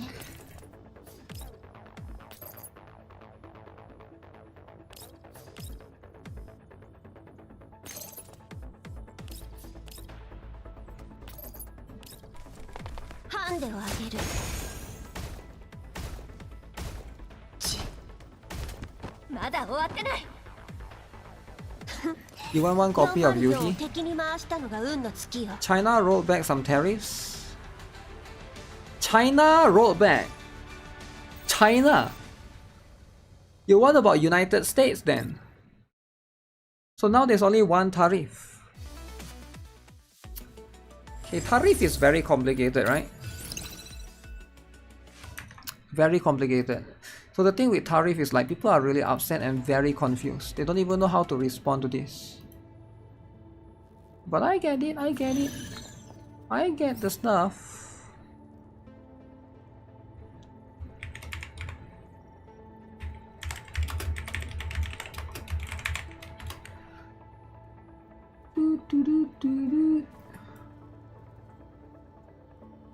Okay, boom. You want Yoo-hoo? Yoo-hoo is good. Wait, can I reach?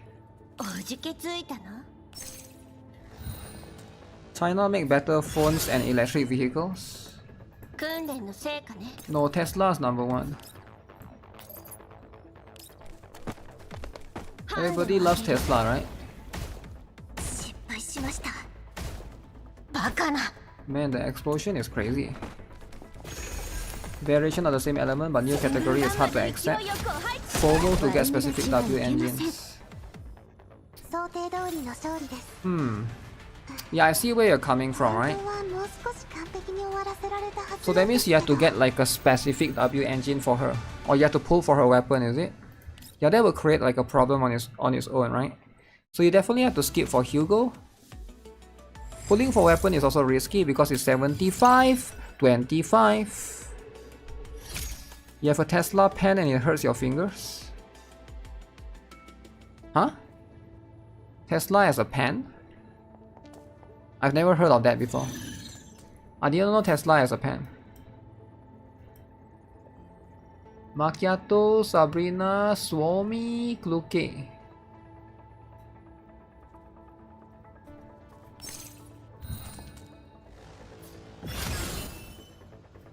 Okay, how do I do this, right? Because this is really split up. This is split up as it gets.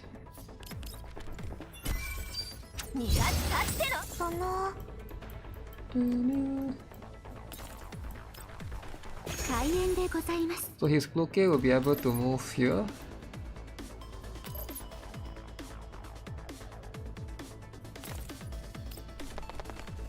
Let me use Diane as bait. Baited.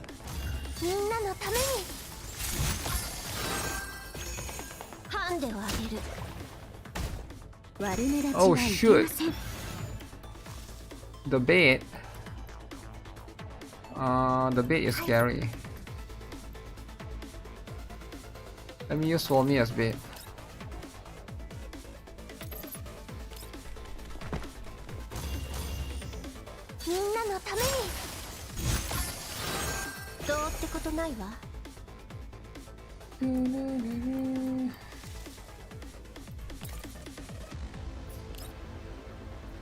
Oh wait, I can reach.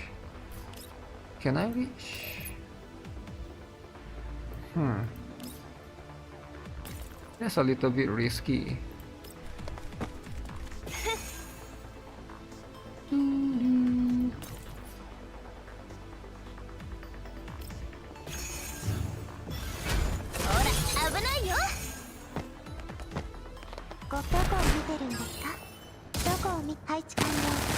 Surprised that she came for me.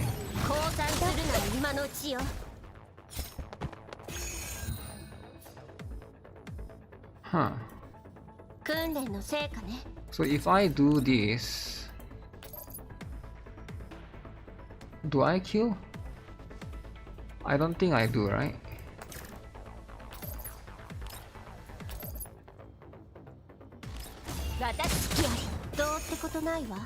Holy, they are so tanky.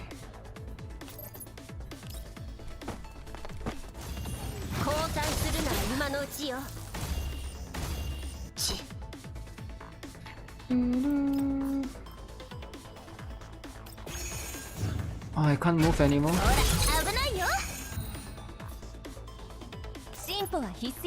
Cringe. Cringe as heck.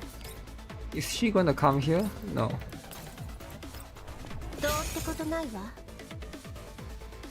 Why can't I move, man? Yeah, the debuff.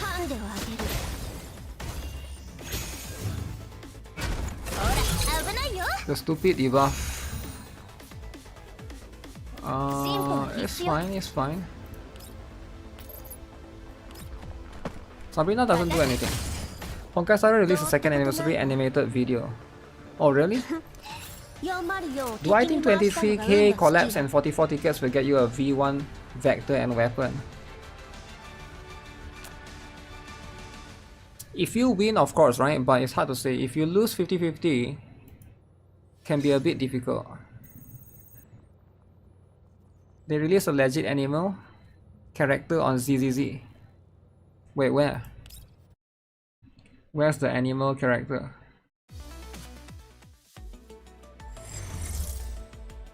The panda that they show.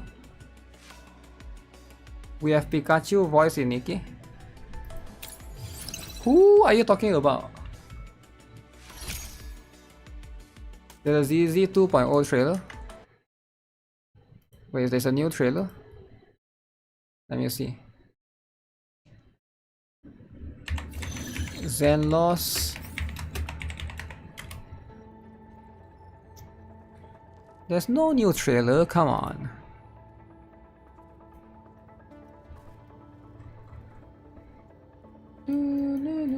Okay, come here again. Macchiato, Swami. Ah, shoot, I fought the same guy twice? Fought the same guys twice. The second drip marketing. I can't believe. Okay, let me check after this, alright? Because somebody also told me about the Honkai Star Rail thing. Should I go here? Is this too far? This thing is so expensive.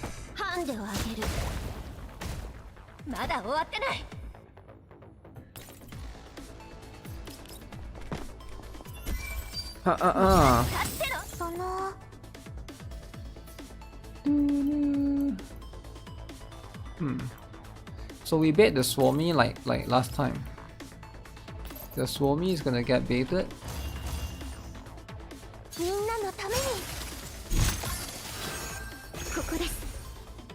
But this time the Dian will be chill peeling. You're hyped for the lizard robot girl. If you lose, you're going to skip her.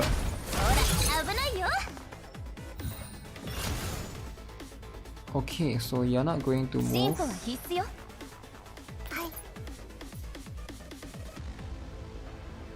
Which is very interesting.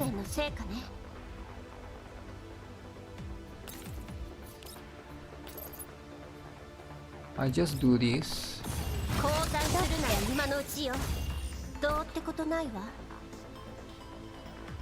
And then I go here, right? What's she gonna do?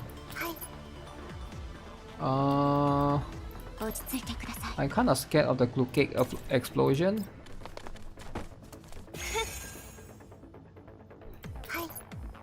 My feeling is coming. Let me see. NIKKE can come here. Yeah, he can sort of do that. Let me just move this and this.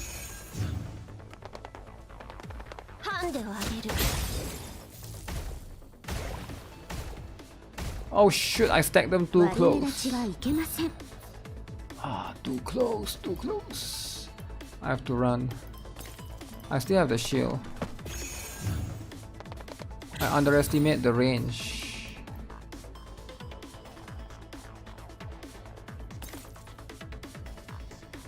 Oh, you can move inside here.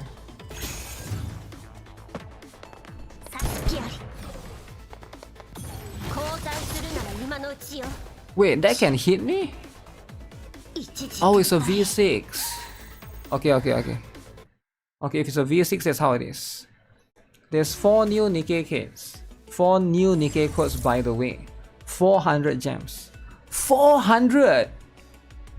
Free to play, by the way. But can it expire though? Holy, look at this. Good afternoon? What do you mean afternoon? Look, it's like late at night. Okay, let me grab this. Boom. Is it real? Yeah, I'll try it after this, right? If it's real, then it's cool. If it's not real, it's a NIKKE who love anniversary. NIKKE who love anniversary. It's 12 o'clock midnight. Yeah, that's what I'm saying, right? So why is there NIKKE Fanny? Whole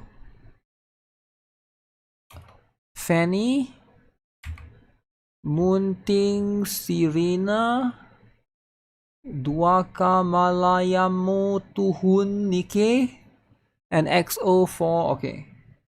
So how do I do this? I need to try it, right? If the 4 codes work or not. Hopefully it works, alright? It better be working. Some of it have expired. Oh no. Alright, I hate expired stuff, right? If it's gonna be expired, then I'll be the enemy. You get what I'm saying? Fake codes. Okay, let's it's still valid currently. You're happy, Zudin. Thanks for the follow. Okay, let me look into this stuff. Where's the stuff that I need to look into? Up.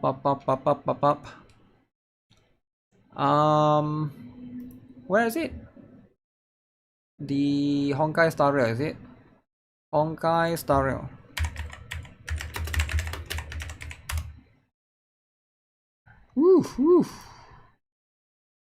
Ooh, okay. The train is about to make the jump. 5, 4, okay, who's hype, guys? Who is hype? 3, 2, 1.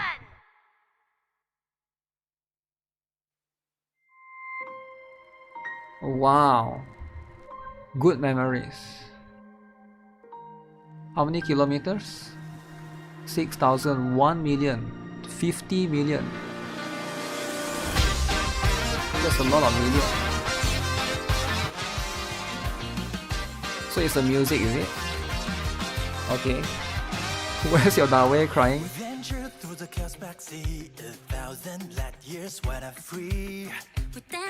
Wait, who is that? Japan, is it? Fushan.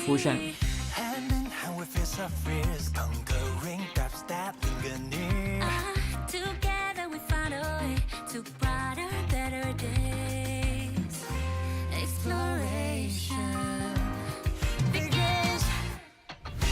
Moving on to path unknown, to break into daylight. No sleep until sunrise.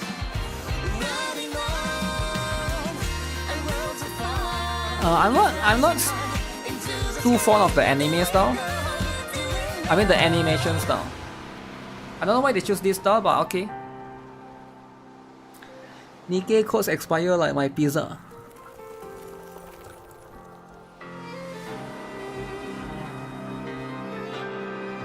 How many kilometers is that, guys? That's a lot of kilometers.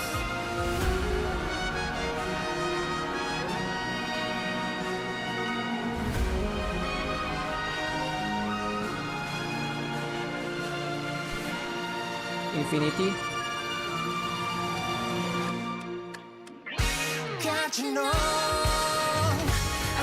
AI? You think it's AI?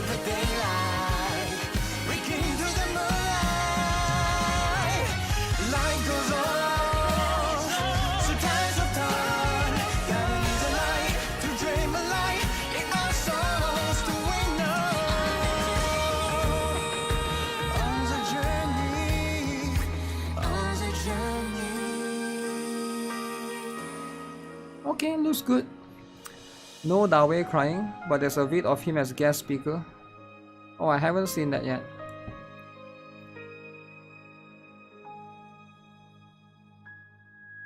Okay. Okay, what do you guys think? Is it good? Give a rating, guys. Can you guys give a rating? Out of 10, right? Out of 10, how much would you rate this video? It's an anniversary video with celebration to show happiness.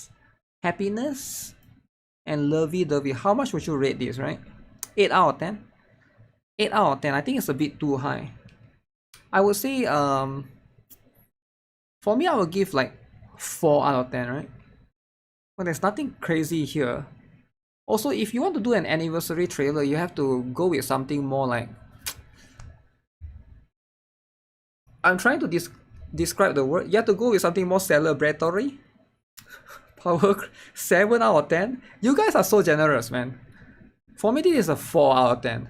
3, I think 3 is too low, but for me, it's a 4 out of 10.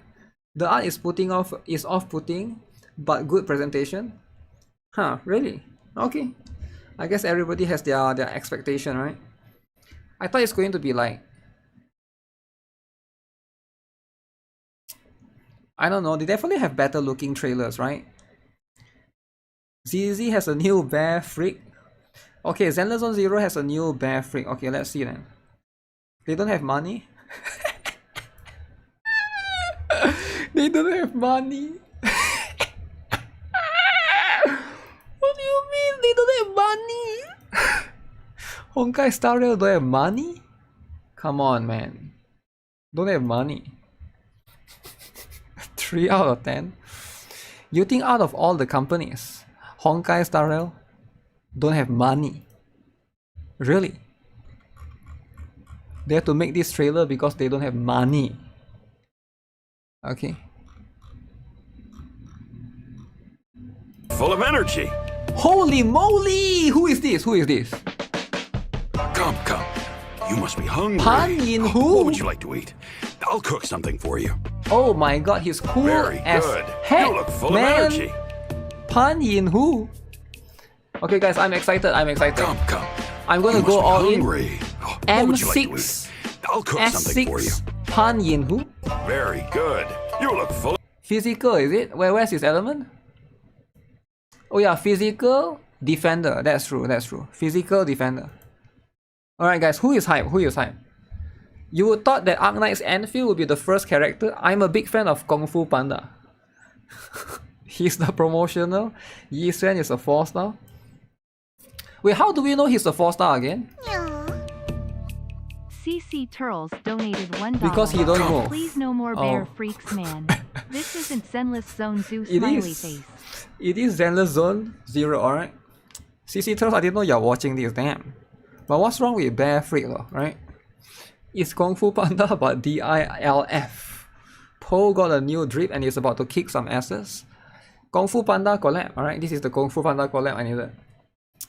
So it doesn't move, so it's a 4-star, right? You must yeah, be that hungry. makes sense. What is this symbol again? The one at the most left, right? The new animal is cool. So we got bear, we got panda, we got wolf, we got cat. What else do we need? We need tiger. Guys, tiger would be so cool. Tiger or tigress. Tigress would be so cool. What else? We need like we need praying mantis. Praying mantis would be cool as well. If I want to play panda, I will go Tekken. Yo, come on, stop being so negative. You haven't seen the icon is always next to the elements. Yeah, but I wonder what it means, right? Mouse equals to Jane. Yeah, but Jane is not really fully mouse. She's like half human, right? We need monkey. Oh yeah, monkey would be cool, right? Yeah, monkey would be cool. So if they add something like monkey, I'm all for it, right? And those are definitely the cool one, the better looking ones. But I'm also excited for Kaiju number 8, guys. Guys, how many of you guys here are excited for Kaiju number 8? Because like, think about it, right? Think about the potential. Because I think Kaiju number 8. Oh, you guys might not be aware what game I'm talking about. Look at this, right? Look at this game. I don't know, man. I saw the trailer for this game and I'm like, this is the game that I wish more Japanese would make, right? If you guys haven't seen it, look at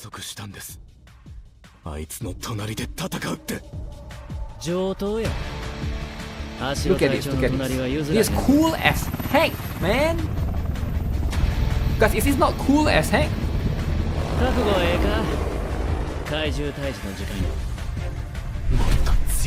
The man who became a kaiju,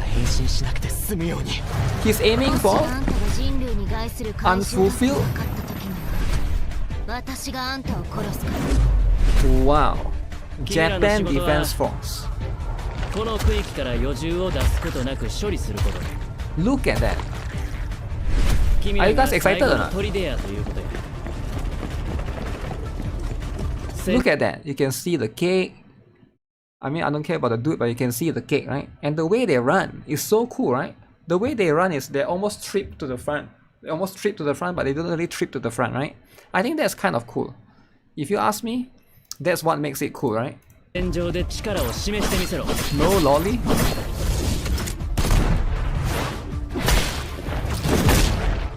Wow. So look at that, right? You got 2 waifus. I think it's pretty cool. That running, Lamau. Yo, why you got a hate on the running? But be honest, right? So far it looks good, right?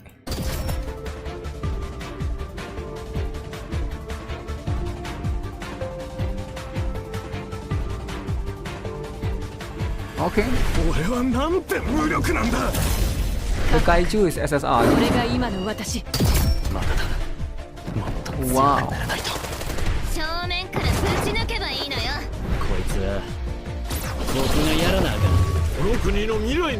Muscular dude.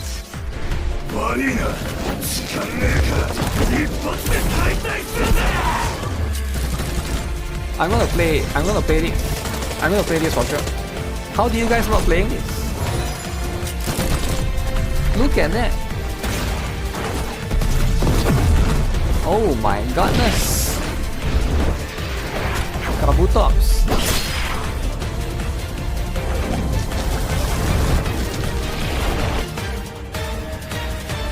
Is the anime good, guys? Steam, guys. Steam. Okay, you know they are serious when they are Steam client. Alright, you know it's serious. If they got global launch, global release, and they got Steam, you know they are serious, alright? It's giving both World Trigger and One Punch Man vibes. Too much, dude, your pass. You're always a hater, man. Stop being a hater. Not playing cause EOS. Okay, you're just a hater. I like the suits the waifus are wearing. Yeah, I don't know. This looks like it has a lot of potential, right? I can't wait for this. I can't wait for this, man. You haven't watched the anime, so I'm not allowed to play the game. I think you can play the game because the story will be the same as the anime. So I think that's what it is, right? If I have to guess, that's going to be what it is. The story is going to be similar to the anime, and you just do things accordingly, right? That's just what it is. That's going to be what it is. Let me see. Where's my... Okay, there. Okay. I was like, where did the Girls Fly 2 go? Oh, cake is too much. I get it, right? It's too much. I'm almost done with it. I'm just finishing the dailies, alright? Because this one's gonna... Okay. Okay, so what do I have to do? I have to do this. Flat waifus? No, it's not really flat waifus, right? So make sure you guys finish the Aphelion. Vector is coming next week, guys. Guys, you gotta be serious. Vector is coming next week. And I haven't read the goddamn story. I need to find time to read the story, alright? That's going to be a lot of things. A lot of things to look forward to. Alright, gotta be serious. There's also these Frontline Survivors that if you guys haven't played, make sure you guys play. It's a pretty cool mini game, alright? Pretty cool. Spank it? You're not allowed to spank it because it's a lolly. Alright, lolly you cannot do it. Pro born position, best position. What? What do you mean? What do you mean that's the best position? I need to get all of these, man. There's a lot of stuff to be obtained. The new NIKKE story is very good. Yeah, I'll be reading it later. So later I will also play a new game called Claire Obscure Expedition 34. Into a later stream, right? So this one is, you see, it's so cool, right? You just do the toxin thing. You do the toxin thing and then you destroy all of them. And then there's like nothing that they can do. You get what I'm saying? But there's a lot of things, right? Kluke burst into explosion. So this is the one, the explosion one. But you also need some damage on your own. New element Yisuan has is annihilation. I don't know, man. They didn't say anything, but it's just going to be a new element, right? So are you guys excited or not? We're gonna play our first AAA gacha game. They'll be superior than Yasuke. Clue Cake in this game lags your potato to hell. Wait, Clue Cake lags your potato game? Why?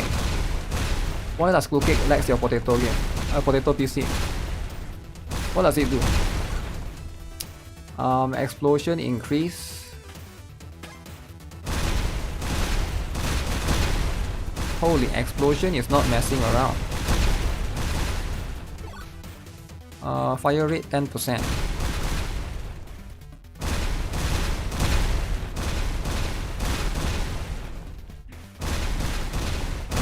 Holy moly. We get this one and hitbox decrease, alright?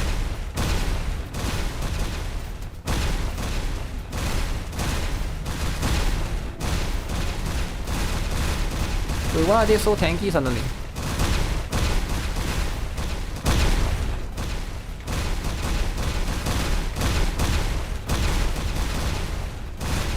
Oh shit, I got hit.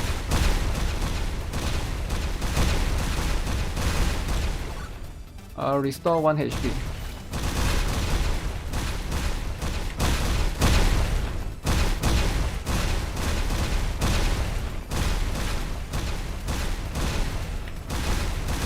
Holy moly! Toxin damage increase. Okay, we take that. Oh no, there's a boss incoming.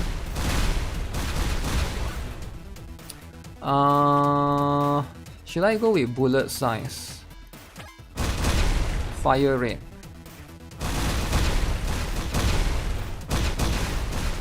Fire rate is always cool. Don't kill, don't kill, don't kill. Oh shit, where do you come from? Oh. Free stuff. Free stuff. Okay, range and fire rate. Okay, you gotta have range and fire rate. Restore HP. Am I winning or not? Okay. So I guess the explosion do be helping that. Regular bullet damage. I think we try to go for that first. What's my current score? My current score is not that high. Oh, bullet speed. Ooh, this is insane. Now this is what I'm talking about, right? The bullet speed. Also, am I smaller now? I guess I'm smaller now.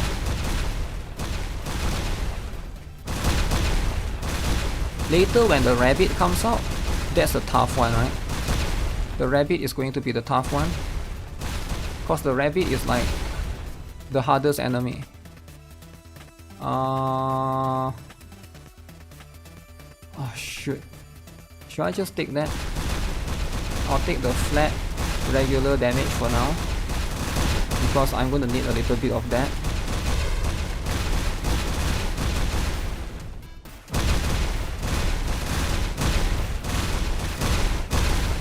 Oh shoot!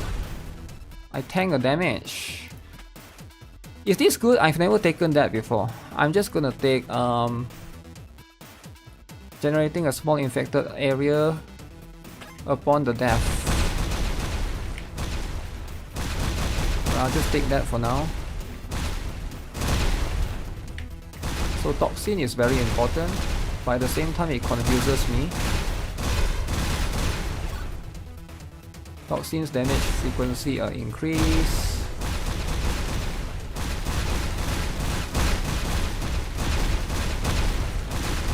I'm very confused, very overwhelmed. Okay, one more new boss, is it?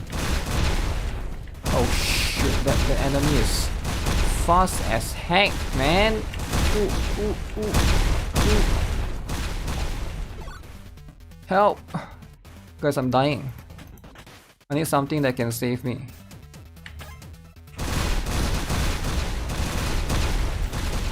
Okay, I'm safe. I'm safe.